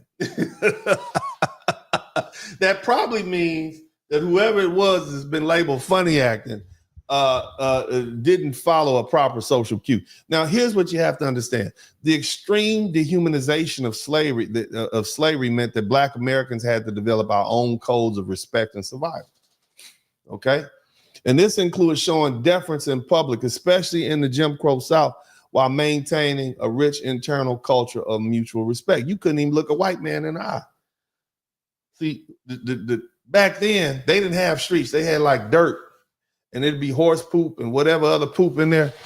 If a white man was walking on the sidewalk, you had to get off, not even the sidewalk. They would have like these little stores and shops and whatnot with wood planks. If a white man was walking on there, you had to jump down into the mud with the cow poop, and you better not look at the white man. You understand? So getting off the sidewalk literally means jumping down off of the in your nice clothes with your woman onto the dirt with the cow poop and the horse poop at, and just so you wouldn't be in that white man's way. Okay? So Black Americans, we endured a lot of disrespect from white society. which meant the disrespect from other black people was rarely tolerated. You understand what I'm saying? Because we had no choice. We didn't have a choice. We had to take it from the white man. We couldn't look him in the eyes. He could call us, boy, you 50 years old, grown man. He could disrespect you. And most people wasn't about that life to put up a fuss. They were just they're going to go along and get along, right? But we certainly was not about to take that same stuff from our own people. Let me tell you something. A lot of people think calling somebody the N-word amongst black people is a term of endearment. No, it's not. It can escalate quick. You call the wrong black person an N-word and you a black person too, that can that provokes violence. It is seen as disrespectful. And a lot of people don't understand those cultural cues. They just think we call each other. Shout out to Bernard Harrell. So even the slightest sign of disrespect from another black person, it can provoke an extreme response. And sometimes that continues to this day. Even amongst black folk right now, minor altercations like stepping on someone's shoe, it can escalate the violence because respect is fundamental in black social interactions. Y'all know I'm telling you the truth. It's because we were deprived from respect and we overreact to disrespect, especially from those that we feel shouldn't disrespect us. Now, the other thing is, I talked about respect for the elders, strong community ties. Some of y'all big and bad in these streets, but if you got that one auntie, especially grandma, right, that you won't disrespect her. She can have you out there wolfing that black power stuff and how the white man is this. And as soon as you get to grandma's house, she still got that same white Jesus up on the wall and you won't say anything about it out of respect, even though you know she dead wrong. Wrong is two left shoes going the right way, right? Okay? The other thing is, let's say, again, and I spoke about this before, that if I see another brother, okay, let me say it like this. Let's say it's a black man and I hit him up with the nod and he doesn't do it. I can already tell you plenty about them. His daddy's white. He didn't grow up around black people and he probably speaks like this. You see? Because that nod is a silent yet powerful form of acknowledgement among black men. Okay, when two black men see each other on the street, we tilt our head up, tilt it back slightly. It's a way of saying, I see you. We see each other. We acknowledge each other. And see, this act has a historical significance. There was a time when black men were required to look down and avert our eyes while we passing a white man on the sidewalk. And this was under Jim Crow, under these laws. So looking at a white person called reckless eyeballing, I guess, right? A black man, you could be whipped, you could be beaten, you could be incarcerated or worse for even being perceived. Now, this wasn't always, and all black people wasn't taking that. I'm just gonna let you know, all right? But for the most part, that was the rule of the day. But nevertheless, looking at a white man could be considered disrespectful, a challenge of white authority. So if you walking down the street and you see a black man, you hit him with that black nod, that black man nod. It's not just being polite, it's a reminder of our survival and acknowledgement of our presence and our silent rejection of forced submission. So we've always been rebelling. You understand? The other thing, Mr. and Miss, something that Southern blacks do. You never know when a family member might be separated, right? And the elders on the plantation or the elders in the community, they became the caretakers and the protectors and the ones who will vouch for you. So when you say, yes, Miss Ann, yes, Miss Laney, yes, ma'am. See, that practice comes from slavery also, where the elder could help prevent a child from being sold away, or that child could be an advocate. Master, don't sell don't sell little Willie. Little Willie, deaf and blind in one eye. You don't need to sell him. Let him stay here with his mama. She might have some say-so with master. So if you nice to her and the children are nice to her, she might be able to want to keep you there with your mama. You understand what I'm saying? So that's where that deference came from. Okay. Now that was something that held fast for a long time. But these days, kids are very disrespectful. They don't care about the elders because they don't need to anymore. Just think about that. Culture's changed. Even today, a lot of black children, I teach my sons all the time. Yes, sir. Yes, ma'am. Even my sons refer to me that. You see? Nevertheless, so this is what we talking about. We're talking about, we talked about this earlier, acknowledging everyone in the room. So let's say, I want all the ladies step to the front of the class. Let's say You in there with some other older women, right? All my 35 and older, or 30 years and older. A young 16-year-old girl walks in the room with your nephew. You see what I'm saying? All right. She walks in there with the room, and instead of saying anything to anybody, she just comes in and sits down. Right? See, in the Black community, acknowledging everyone in the room upon entering is deeply ingrained in our cultural practice. When Black Americans enter a room, we always acknowledge everyone. Hey, y'all. Hey, what's up? Hey, everybody. It doesn't matter who you are, how old you are. It's considered rude not to greet people. It's expected even in spaces with people of other ethnicities. Let Karen walk in your job and not say anything to you. Hey, Karen, you don't see me? Somebody gonna get loud. Shout out to Johnny Harris. You see what I'm saying? If someone does not acknowledge a Black person, they might be confronted. You can't speak? You don't see me? Huh? That's the way of prompting that respect and that engagement. And this tradition is rooted in survival and self-awareness. Black people had to be experts on reading white people and Black people and reading body language and reading the room, even when they weren't allowed to read books because our lives depended on it. If someone posed a threat, where the master was in a bad mood, didn't matter Black or white, because overseers, a lot of them was Black. They were the worst ones. Otherwise, you need to be able to critically anticipate what was about to happen. And so these are some of the things. Now let's talk about the ritual traditions. Some of these things rooted in Africa. Okay. Some Native American, some European. Okay. Now, I understand that Africans speak multiple languages. They'll tell you, I speak 7 different languages. Yeah, but all y'all live in the same 10-mile square radius, so that don't count. Y'all just playing over there. They had different spiritual beliefs.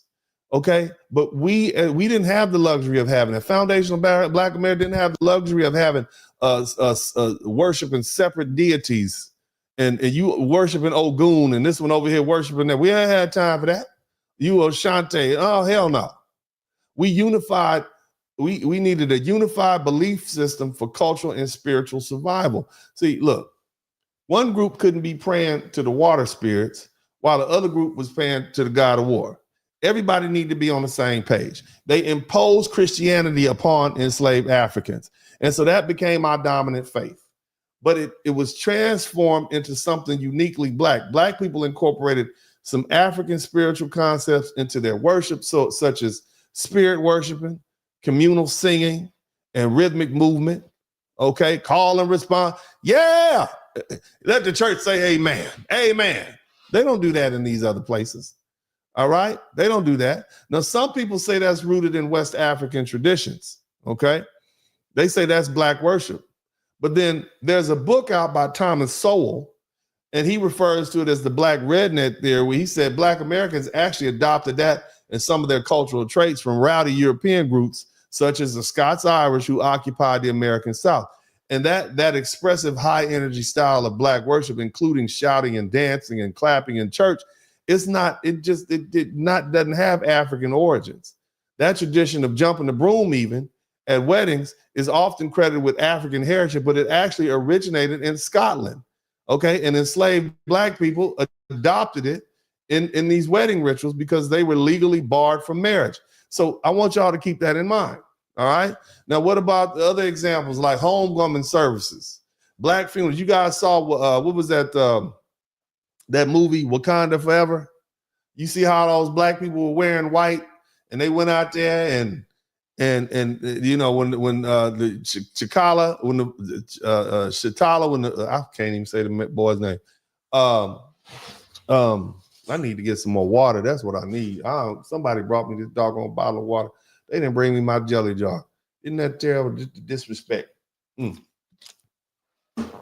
But anyway, so Black funerals were more festive in Africa.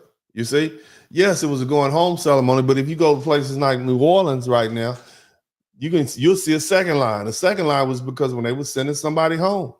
You see what I mean? They were sending somebody home. And so that's another thing, right? Again, I talked about the call and response. all these different sort of things. So these are cultural aspects. And all of this, hey, you going home now, you celebrate, you going home, you out of this slavery, out of this torment, you free. You are finally free because remember, you going to heaven, right? You going to heaven. Once you leave here, heaven is waiting for you. You've been an obedient person. They've been hearing all those, the stories in the Bible and whatnot. So you finally going home. So it was an exuberant day. So of course, there's always going to be the human emotion aspect of it. But the bottom line is that is why we largely celebrated, because it's a hard life that we live. Okay, now let's talk also about the forced breeding and what that did and how it disrupted the traditional African family roles. What that did was you might not ever know who your daddy is. All you know is that this is your mama because you came out of her. So of course you would be more likely to listen to the woman. It wasn't just because the white man told you to put the black woman in charge. No, it was because your mama was all you knew. Even right now, some black men, I love my mama. They love their mama because it disrupted the traditional patriarchal households like these Africans had over there. Right? They didn't have patriarchy. We had matriarchal households here in the United States because your mama might have been all you had. Remember, the enslaved men were sold away from their families. All right. Sometimes they never even knew who their families were. Sometimes you were just bred and you were gone. All right. So it forced black women to have to take the leadership role in the house. And despite these disruptions, black families remain resilient, and it created strong networks of extended relatives and chosen family structures. Some of y'all was raised by your uncles and your granddaddies. And that's how we survive. That's what I need you all to understand. It's the culture that has made us resilient. It's the culture, that adaptation. It created strong networks. You lost your daddy. Okay, well, you got Big Mama, you got the family, you got extended family. They serve as emotional and moral center of the family. That's what you got. Now let's talk a little bit about the customs, the food we eat, right? Soul food. It was born out of survival, born out of the necessity of, and resilience. And it evolved into cultural staples that still shape the black identity today. Soul food is one of the most recognizable examples of this manifestation of our culture. Enslaved black people were not given prime cuts. Okay, we were not getting that bone-in ribeye that y'all getting right now that you plan on getting tomorrow when you go down there. You're going to spend about $200. No, we were not given the best grains. Instead, we had to make meals out of scraps left over from enslavers, pig guts. They call it chitlins, chicken feet, neck bone, oxtails, which is just a cow tail or bull tail. These other undesirable parts of an animal. That's what the white folk gave black people. All right. They gave us hardy vegetables like collard greens. Have you ever tried to grow a green? It's the toughest thing you ever seen. A turnip green, mustard greens. Right? They would let you grow your own small plantation. My grandma used to have a garden. I never understood, but grandma, we got a grocery store right down the street. She always had a little garden. That's something that was passed down from her.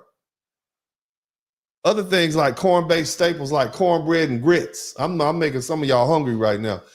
But these things were simple to make, and they became delicacies because of black ingenuity. Turnip greens, right? That's the top of the plants. They ain't the turnip, it's the top of the plants.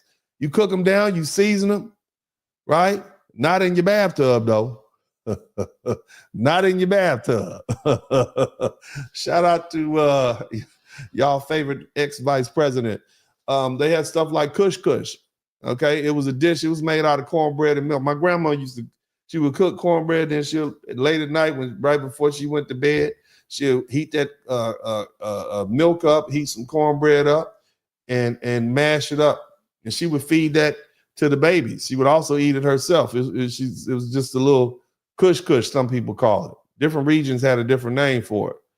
But again, they gave us the worst part of the animals, the basic crops, and you had black men and black women who would throw ingredients in it, and that helped define Southern cuisine. And later, it's been globally celebrated. Now, something else I want to talk about, I find this very interesting, the fashion. And we can talk about what's called the do-rag, okay? And most people don't understand this, but black women used to have to wrap their hair up, right? Now we use it as a symbol of self-expression and all that and pride. And of course, people use it for protection. But originally, down in the Caribbean, you had all these beautiful black women walking around there with all these mixed ethnicities and such and so forth, with that pretty skin all over the South, all that beautiful hair. You know what you do when you see a pretty black girl with some pretty hair on the top of her head. Y'all want to go do something to it, right? And so white women, particularly those in the Caribbean, felt threatened by these beautiful mulatto, mixed race, and black women. And many of those white men lusted after those women, right? And so their wives demanded, the white woman was cutting up during slavery. She was killing folk and, ooh, she was terrible. That white woman was something else during slavery. All right. But anyway, they had to come up with a law. They demanded laws. The white women demanded laws that made black women put do-rags on their hair. Okay. It forced black women to cover up their hair. They would call it Tignon laws in Louisiana, Tignon. The first one I know about was in 1786. Shout out to Liliana McDonald. And it was enacted by Governor Esteban Rodriguez Miro. Remember, Louisiana used to be Spain, right? Remember that. It was Spain, and then they own all the Caribbean. Remember, Spain was the king of the block as far as Europe was concerned for many hundreds of years. But they also they were part of the broader sumptuary laws, and it aimed at restricting social mobility of free black women. Because we have free black women. You had black women that owned slaves. You had black men that owned slaves. I mean, it was a thing to do. You understand?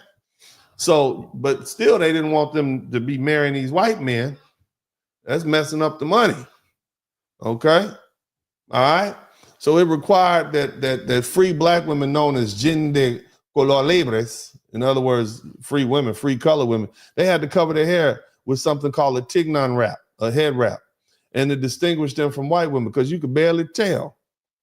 You understand? You around there hitting on a woman, you don't know if she's black or white. You just, you like her, right?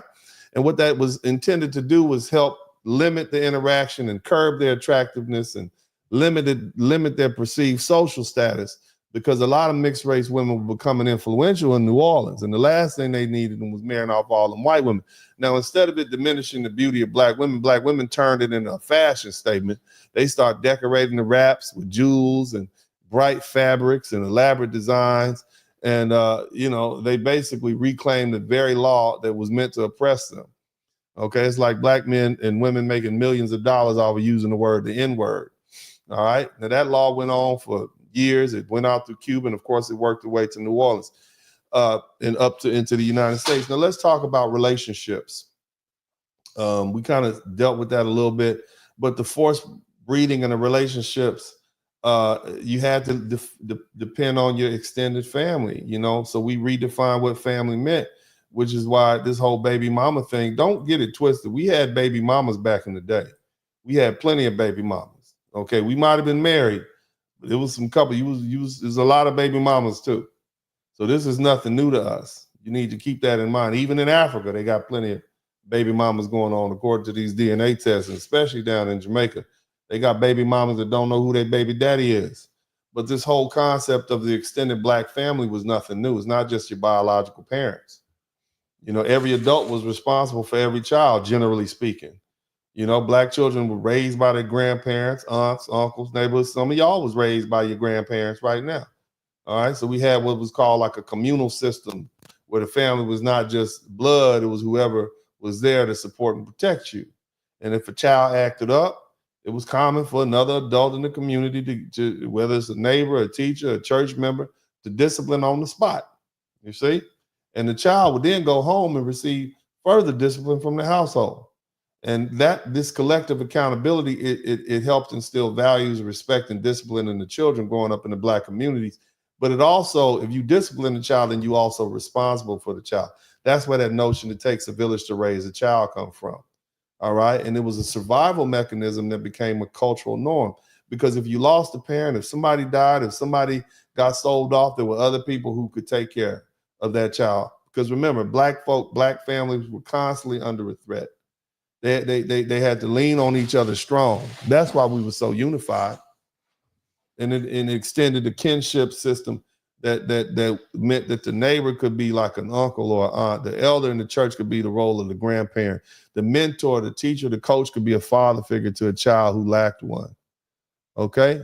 So y'all just keep that in mind. Now, the other thing is practices and things, foundation art. We continuously innovated. We adapted into new circumstances. We created practices. Look at our Black athletes. All that stuff. Look at some of the things they do. They revolutionize basketball by the way they move. Our entrepreneurs, they thrive in these hostile environments. Why do you think that's possible? How do you think because you've been through so much, you used to it. This is what you do. We some of the toughest people on the planet. That's why we fight instead of flee. You understand me? We create, even right now, you all are under the gun, you're dealing with racism and everything else. You're like, we good. And you got these folk who just now getting sent home, they getting sent back home to their grandma. And they falling out. What am I gonna do? We've been doing that. That's why we not tripping. We telling them, y'all need to toughen up and stop crying. We built to be hustlers. We practice hustle. Hustling is part of our survival. Adapting is part of our survival. And it's what's led to our entrepreneurial spirit. It's because we had it so hard. That's why that old saying says, when God loves you, you have the one God loves have it the hardest. That's why we're so successful. It's damn near impossible to keep us down. You see what I'm saying? See, because of racism and systematic oppression, Black Americans have developed unspoken codes of behavior.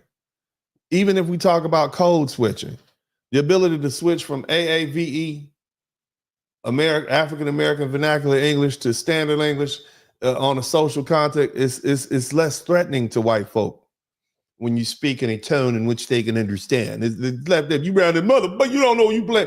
That you scam white people. But if you code switch, they give you a job. You see? Right? So whether we talking about expressing solidarity from handshakes to gestures to looks, the words that we use, that traditional nod I spoke about, this is part of our culture and it's helped us survive. All right? We get it? Y'all with me? Huh? Y'all with me? So the next time these people tell you don't have a culture, I want you to go in depth and explain that to them. Tell them about the evolution of Black intellectualism from W.B. Du Bois to MLK to Malcolm X, with the emphasis on self-determination and Black excellence and Afrofuturism. Right? The rise of Black liberation theology and the Black Panther Party, that all comes from our culture because we're fighters. We fight, we don't flee. Again, that is uniquely American. So we are as much American as anything else. Stop denying your American culture, family. We're some of the fightingest people on the planet that have ever existed. We are literally the Spartans of the world. That's why they call us when they need help. And Black Americans are at the epicenter of that because we fought more and been the subject of more fights than anybody else, and we fight too. You don't have a Black Panther Party in the Caribbean, in Africa. Them Jamaicans ran Marcus Garvey up out of there. And we,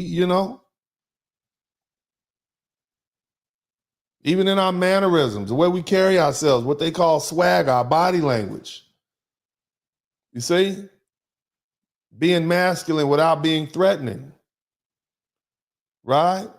Because we had to be masculine. We wanted to be masculine, but we had to not be threatening because you might get lynched for that. So the way we talk, the way, yeah, man, blah, blah, blah. Hey, I want you to do that. You can't be like that, but you can say, yeah, baby, this is how we going to do it. You know what I'm saying? I'm going to come through. We're going to do the whoop, whoop, and what. Yeah. You see what I mean? She like, all right, daddy. As opposed to that machismo, I am the man, and blah, blah. Because you put your chest out too far, somebody might hit you in the back with a whip. So black men had to develop that level of swagger, how we talk, how we laugh, even how we clap. You see? So I'm just telling you what it is, baby. Now, that being the case, I know y'all learned something. And I'm not finished. I'm not finished. I got some more to say. But I want to take the opportunity to thank all you beautiful people who contributed to the Super Chat, the Cash App, and the PayPal, man. I know y'all up late with me. I'm not going to have y'all. I know y'all got to go to y'all jobs tomorrow. I'm not going to hold y'all here this late, but I thought this was important. We only got a couple of Super Chat, a couple of Cash Apps. So shout out to Miss Walker. Thank you so much, Miss Walker, twice. I appreciate you. Let's go ahead. We got 41 Super Chats. Only 41 people learned something in the chat room tonight. Golly, I thought I did something. I'm going to have to do better next time, but maybe we can get up to 45 before we call a live. You know what I'm saying? But I want to acknowledge, well, we got 41 people now. I want to acknowledge the 41 people. If we can get to 45, that'll be great. A lot of members, so shout out to Kate Woolard, member. Thank you so much. Respect. And I'm going to read each one of these. And if you guys, let me turn my music on. Let me get my mood music playing so I can make this a little easier. We can go with the rhythm and the rhyme of it. You know what I'm talking about, baby? I'm going to start playing some blues music. You know, I'm related to my grandmama. Her cousin was B.B. King. Ain't that something? That lady right here. That lady right there with that wig on in the back right there. That lady right there in the back with the wig on. That's my grandma. That would be B.B. King's cousin right there. How about that? Mississippi, Casilla, Mississippi. So I got the blues in my blood. But anyway, Judas Chosen said, respect. Thank you so much, fam. I appreciate you. Respect. New member Pam C. What's up, Pam C? Mordella. Thank you so much. New member B. Tisdale. Thank you so much, fam. Guantanamo Bay is hosting family reunions. Oh, you ugly, bro. You ugly on the inside for that. Guantanamo Bay is hosting family reunions for all migrants separated from their family. Boy, you cold-blooded. Just for my sense. All right, we got 42 Super Chats. Maybe we can get to 45. It's late tonight, and I know y'all sleep, but we're going to get this thing popping. We got 42. That's cool. Deported back to their culture. That's exactly their superior culture, right? They're getting deported back to their superior culture, and now they will be able to, you know, in the ground. It won't even be a toilet, and you'll be paying the same price as I pay right now. I'm not even fucking exaggerating. Yeah, they'll be able to do that on their superior culture. Over here talking about us. Shout out to FAA. Let me see. Johnny Harris said FAA invented the toilet and the toilet paper, and the inventor made the paper white on purpose. Oh, you funny, man. Don't be giving away the secrets. Shout out to Mercer Panama. Blessing you with a little something. Thank you so much. I appreciate you. African Dyadic. Alex P. Keaton tried to tell us and his hippie parents in the 80s, no reruns needed. Y'all gonna learn today. Hey, that's right. 43 Super Chats, man. We might get to 45. That'd be great. Shout out to my girl Penny Ford. Good looking out. They cosplay us all over the world. You should see what Hungarian hip hop looks like, just like us, but in their language. What up, DS? What's up, baby girl? All right, good looking out. Thank you so much, Jacoby. New member, welcome to the membership. Yeah, Chauncey Peace, new member. Welcome to the membership. Who else? Modern Man. He says, Dennis, you're lacking understanding about Africans and Caribbeans people in the U.S. I think you're wrong in the way you see us. Have a call-in show on the topic and hear the perspective. What is it that I have not seen? That we all, what is it that we as a collective group of people have not seen? I think that we know you all have announced exactly who you are. You're people to tell us we don't have culture. That's what you tell us. You tell us we don't have culture, yet you're immersed by our culture. That's what I think. You're people who tell us, you call us names or katas and these things. You come to our country and you disrespect us. What is it that we don't understand, Modern Man? I mean, you know, respectfully, what is it that we don't see? Because see, most black folk don't come to your countries and disrespect you and call you out your name and tell you y'all were slaves and stuff. We don't do that. We don't go to Africa and call them a bunch of colonized people. We don't do that. That's not something we do. Okay. And we definitely don't do that. We don't. We over here making money and building and doing what we do. But anyway, Hootsie, FBA, we are the culture. Unfortunately, most don't realize how broad and influential our culture is. There's no area of activity we have an impact. That's a good point. Yeah, man. Shout out to you. We got 45 super chats. Y'all get to 50. Give me the 50. That'll be nifty. I still got a lot more work to do. And I feel like, I hope y'all earn something, but only if you learn something. Only if you earn something, that's when I should learn. If you didn't learn, I got to do better. I thought this was going to be good. I wanted to start a little earlier, but doggone it, I needed to put these finishing points on, and I think I did pretty good. But anyway, we are the Alpha and Omega. Thank you so much. Appreciate you, 50 Cent. Johnny Harris, don't be caught tapping your foot to James Brown, Kendrick Lamar, nor using the slang. Yeah, don't use our stuff. Shout out to Master H there in Zimbabwe eating Fruity Pebbles. Right, huh? You know what I'm saying? Papa D. Wrong, we don't poop on the ground in Ghana. What? Look, you say you don't poop on the ground on the Ghana. Let me tell you what my man said. I want you to listen to this. I'm going to turn the music now. This is Austin Holloman. Okay? We don't know you, but we know him. This is what he's in the ground. It won't even be a toilet, and you'll be paying the same prices I pay right now. I'm not even fucking. I mean, West Africa as a whole is like far underdeveloped, but it costs way. Is Ghana in West Africa, son? I think it is. More than being here. Like, he says it's expensive, and guess what you got to do when you're over there? Like you would be shitting in the ground. It won't even be a toilet, and you'll be paying the same prices I pay right now. I'm not even fucking exaggerating. He said he ain't exaggerating. You said we don't poop on the ground. That's what he said, though. That's what he said. You want me to listen to you? I don't even know you. You don't even have a picture. Okay, you, Papa D, you don't even have a picture. This is Austin Holloman. They know him in Brazil. They know him everywhere. And he said y'all gonna be pooping on the ground. I got to believe him, man. I got to believe him. I'm just saying, he from my tribe. Anyway, thank you so much. David Johnson, the a-hole. N-word, please. Did we get him? Did we get him? Okay. Shout out to you, man. Also, Master H, I just can't give up the hot water, AC, and endless lotion. Oh, man. Here in America, if I get shot, I'll clean the cool and moisturize. You funny. I'll be clean, cool, and moisturized. David Johnson, a-hole, and no toilets. Ain't that something, boy? You something else. Black Sand, as part of immigration, they need to learn about our patents, music, business, sports, and fight for rights, our culture. Yeah, man. They need to understand that, man. Also, no baboonas. I don't know what you're saying, man. Thank you so much, David. David Johnson, them fly swatting N-words captured us and sold us. Yeah, that's another thing that's coming out. We are realizing the truth of what happened. Go said, preach, King. Thank you so much. I appreciate you. Who else we got? Makita S. I have always gatekept our culture only because I always knew my true history. We are indigenous, melanated, divine FBAs, gatekeeping and self-love. Shout out to you. Thank you, DT. Also, Teaching 777. Look up poor blacks going to their settlement and Library of Congress or British Museum. We are Black Indians, Black Europeans, and Caribbeans and South Africans. Thank you so much. I appreciate you. Johnny Harris. We got 45 super chats. If we get 50, I get 5 more people to learn something, that'd be cool. If you didn't, fine, but it'd be great to get 5 more super chats. To get to 50, that'd be spiffy. All right, Johnny Harris, the mother and son of sex on the plantation is where the term MF came from. Mofo, I've heard that before. Also, go, God bless you. God bless you too. JK, don't let the past shame you. We survived being sold by cousins, oppressed domestically. We freed ourselves from bondage. Won civil wars, became the richest group of blacks.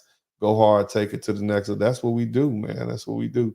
Shout out to Martell Prayer. Preach, Uncle D. I'm loving the show and the topic. You're dropping serious knowledge and many gems to chew. Yeah, man, these gems these gems will break your teeth, man. Thank you so much. Jakarta Museum, Jakato Rusum, thank you so much for the super sticker. Also, James Harper, I'm learning, boss. Renee Wansley, thank you so much. Black Eye P, Cornbread, thank you. Your efforts are greatly appreciated. Well, I'm gonna tell you, I'm tired too. I almost didn't make it in here tonight, but I was like, I need to get this out. Otherwise, I'll get caught up with I got a lot of court cases coming up soon. a couple of wrongful death cases, so I'm extremely tired, but I wanted to get this work done, and I knew you all was going to be here. We are in here 1,500 deep, and we got up to like almost 2,000 people, so I got to do this work. If 2,000 people are going to show up to see me every night, I got to be here. But I need y'all to understand that Uncle D is exhausted, okay? But I wanted to put this high-quality work out for you. But if you're learning, I keep teaching. My man TGF Diesel said, teaching on point as usual, big bro, for the collective B1. Thank you so much. Yaya, $10 super sticker. Bernard Harrell, thank you for the $10 super sticker. Johnny Harris, in the Bible, we're called stiff-necked people. I can believe that. Liliana McDonald, thank you so much for the $199. You've been killing it, brother. I've been here. Thank you, Swift and Weston. Appreciate Sage. Talk Media, great show, Uncle D. Good looking out, fam. H-Dog, here is a tip for a good job dropping knowledge. Thank you so much, Janetta. Thank you. We are gaining a plethora. We gain a plethora amount of information from you. We're becoming more wise and proud, FBA. Good looking out. Thanks, everybody, man. Shout out to all of the beautiful people that gave me a super chat. You are the real MVPs out here in these YouTube streets. You're the ones that truly learn. Thank you guys so much. I appreciate that. Now, that being the case, my beautiful and wonderful people, I got something else to say, okay? And I want to really just thank everybody for giving me the super chats. I know how hard it is to get that money, but as soon as y'all get y'all Elon Musk Doge check, we're going to get these checks. That's what we're going to get. And we're going to be straight for the summer. But here's the thing. No, you know what I'm going to do first before I come back and y'all hit that like button, okay? I need you all to hit the like button. Stop playing with me. Hit the like button right now. Do that now. How many likes do we have, family? How many likes do we have, folks? All right, I need these likes to get liked up. Oh, man, we got another super chat. Shout out to CA00. We don't die, we multiply, FBA family. Thank you so much. Hit my like button and hit my subscribe button. Don't cheat, Uncle D.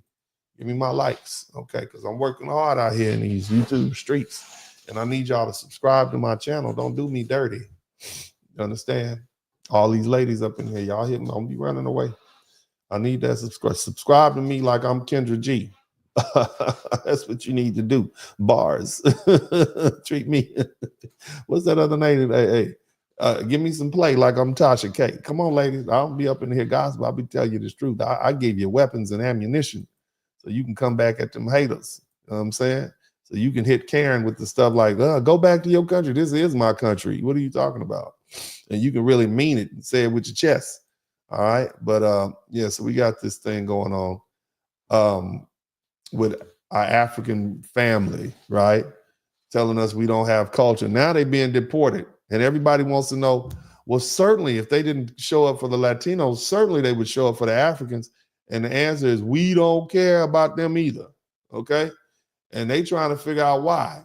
And I told you I was going to tell them. I'm going to tell it. As long as y'all give me super chats, I'm going to tell it. All right. Now, here's the thing. There's this old African saying that says the child that does not receive the warmth of the village will come back and burn it down. And foundational Black Americans are that child. You hear me? See, for years, Africans have been openly disrespectful to us. They have been rude, they've been dismissive, they've been condescending toward the very people who built this country and that they sought refuge in. They align themselves with the dominant society. They ostracize us. They doubted our culture and they mocked our struggles without somebody type work harder in the chat room. They told us to work harder. They say, so easy for me. They like the Mungzungus are good to me. You don't work hard. You're lazy. That's what they told us. They ostracized us. They didn't involve us in the groups. And I know y'all got some friends out there, some African people I love to death. Shout out to Swift and Wesson. Got 47 super chat. We doing great. But I don't want to be up too late. So I'm going to finish this. But here's the thing. They doubted our culture. They mocked us. And they didn't even understand. Didn't even want to understand our struggle. You tell them, well, we had to deal with chattel slavery. We were colonized too. It's not the same. You were colonized with your last name. You were colonized in your homeland. But they tell us we don't have the struggle and the culture, and it's the very thing that allowed us to survive in this land. And now, as these deportations are happening, you don't see Black Americans rushing out to their aid, do you? In fact, some of us might be calling in to get them deported. We don't have any protests. There's no tears. There's no movement to save them. They're not trying to recreate that from Color Purple. Nothing but death can keep us from it. No, we like, go on, get out of here. Trump, take them. In fact, if I just want to be honest, many of us are cheering their departure because they have shown us nothing but contempt. And now they're learning the hard way what happens when you bite the hand that feeds you. Now let this be known. Henceforth and forever, okay, that it was not African immigrants nor Africans abroad who built this country, okay? Nor was it African Americans who built this country. It was foundational Black Americans. It was those who endured the crucible of America's oppression, those who were bred like cattle, stripped of identity, and yet still forged a new one that is uniquely American. And it's time we stop giving Africans credit for what they did not do. One of the worst things Jesse Jackson could do was call us African Americans. Because the Africans have sold us over here how we got to America. Our culture is just as American as anything else in this nation. And let's be clear, foundational Black Americans will put hands on you if you disrespect us. That's what you see happening. Because what people fail to understand is that Black America is so-called, why are we violent? It's a reflection of America itself.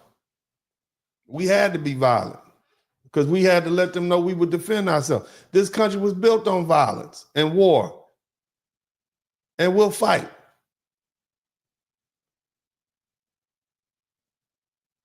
And that's why we survive, because we will fight.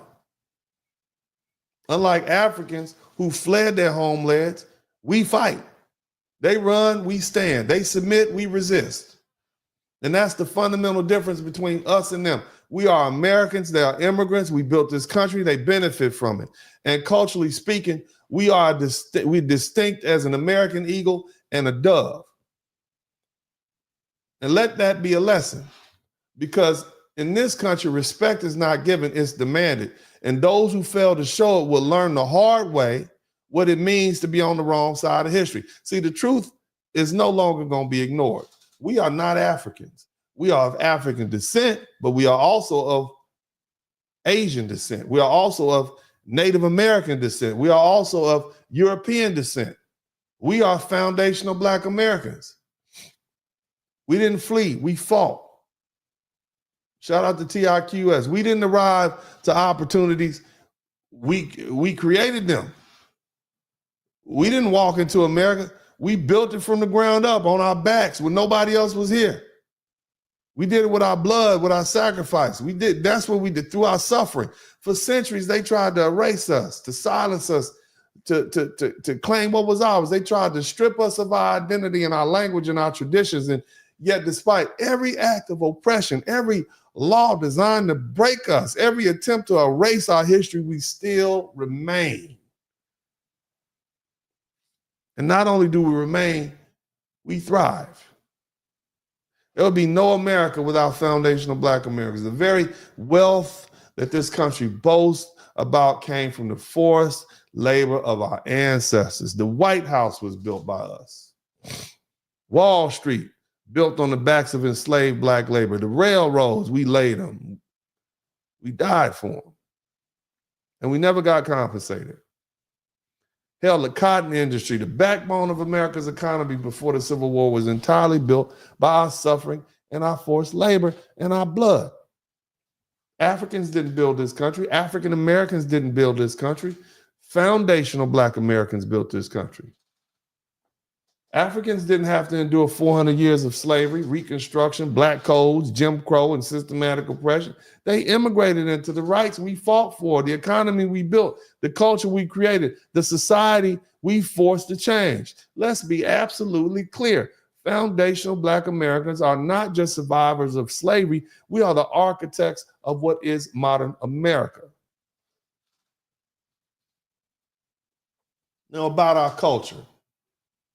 It's unmatched. See, because of forced breeding, systematic oppression, cultural adaptation, we emerged as a distinct people. Our language, our customs, our rituals, our identity were forged in the fire of oppression, and it created a diamond-like people who are powerful and who the entire world mimics. We are literally diamonds, forged under pressure and under oppression. We created African vernacular English, a language rooted in survival, strategy, and identity. We created the world's most influential genres of music: gospel, jazz, blues, rock and roll, R&B, hip hop, even elements of country. We shaped global fashion. We set the trends that the world copies but refuses to credit us for it.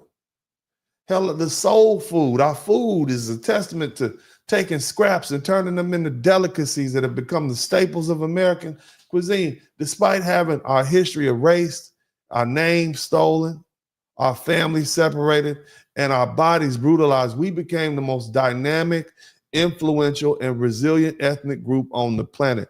They call us slaves. We became icons. They tried to kill our spirit. We became innovators. They tried to erase us. We became the culture they can't live without. From the very first documented slave rebellion in 1526, foundational Black Americans have never stopped resisting oppression. We fight. We fought in 1811 in the German Coast Uprising because we fight. We followed Nat Turner in his rebellion against slavery in 1831 because we fight.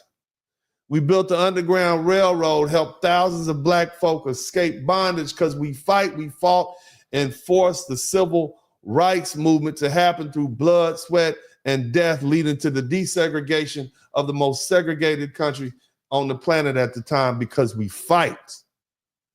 And after all that, these Africans and these other immigrants who fled to our country and walked into these rights, right, that we died for, have the audacity to come in and disrespect us after we fought and they fled. Think about that.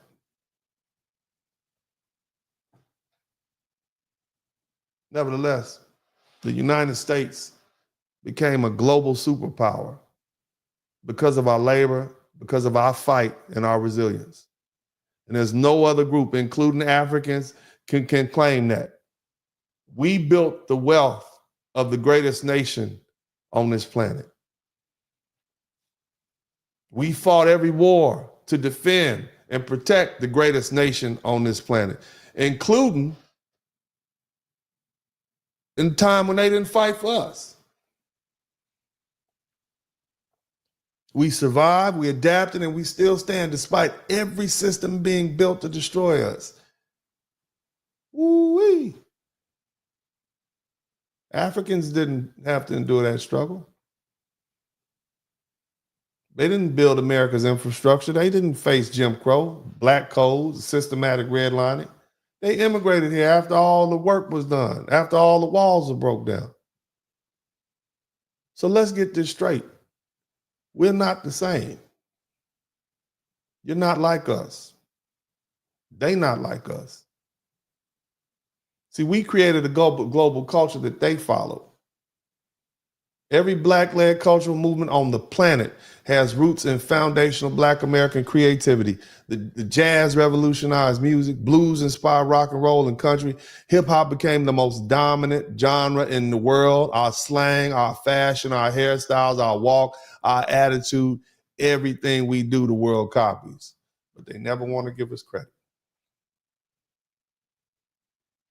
All these are products of our culture that they say we don't have. They try to erase our influence. They steal our culture, the same culture they say we don't have, and then claim our achievements for their own.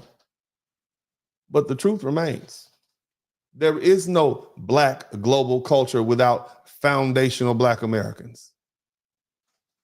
We are the most cultured, accomplished, and resilient Black people on the planet. We are the richest Black people on the planet that have ever existed. We are the most politically influential Black group in history. That's why you have all these people out here begging us to come out there and help them burn flags and flip over cars and begging and we're the Black people, and we're not coming. It's because we successfully led every major social justice movement that changed the world. Us.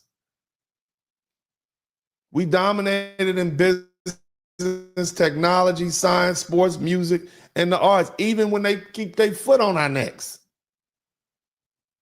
In the meantime, these folk over here in Africa with this superior culture, they remain divided, they remain exploited and dependent on these European colonizers that they say they're trying to liberate themselves from. Meanwhile, foundational Black Americans have helped shape the laws and economies and global politics. Africans didn't build America. We did. Africans didn't lead the civil rights movement. We did. Africans didn't create modern Black culture. We did. We're not them. They're not us. Look, fam, bottom line, we're not Africans. We're foundational Black Americans. And some Africans like to claim this cultural superiority, yet they are the ones fleeing their lands and unable to unify and still being colonized by European, Asian powers. Meantime, we shaped the world. We built America. They didn't. We fought for the civil rights. They immigrated into the rights we created. We are globally dominant. They remain divided and exploited. And now, as they face deportations, no one in Black America is coming to save them. No protest, no outrage, no help. Because that child that does not receive the warmth of the village will return and burn it down. They had their chance to show respect. They mocked us instead. They had their chance to acknowledge our culture. They ridiculed it instead. And now they feel what it's like to be abandoned. Foundational Black Americans are the culture. It's the blueprint. It's the foundation. It's the heartbeat of America. And if you fail to recognize our contributions, it's not because they don't exist. It's because you lack the intelligence to see it.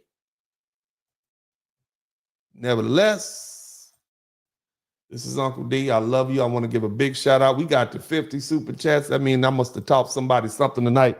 Shout out to my man. Appreciate you, Uncle Unc. I appreciate you too, Yaya. Also, shout out to Too Tall. And as I've always said this time, this is Uncle D, and I am out. Dennis Squirrel. In the city where the lights don't sleep, Uncle D got the vibe so deep. Representing men strong and free. Dennis Squirrel is the king of the spree. In the streets where the rhythm flows, Black men rising, that's how it goes. Uncle D got the truth to show. In his heart, that's where the fire glows.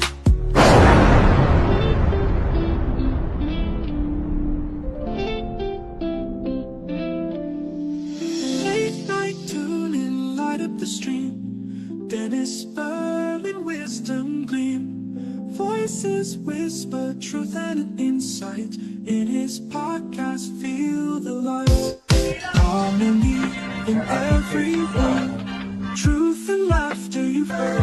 Wave after wave of smooth delight. Dennis brings the dark to light. That's the blizzard, baby! Share the tales unfold. The stories pour like morning gold. Feeling the wisdom of Dennis.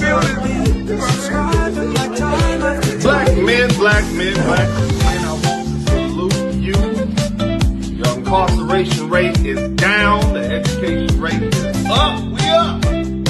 We went from, we are doing great for ourselves. So you should salute yourselves. Shout out to all the brothers out there, whether you're a truck driver or engineer, whether you're an electrician or garbage man, a doctor, a lawyer, if you a hard-working brother, if you fresh out the penitentiary, but you on your grind and you doing it legal and you trying to make amends for yourself, man, I salute you too, brothers. God bless you. This is Uncle D, and you know, I'm out.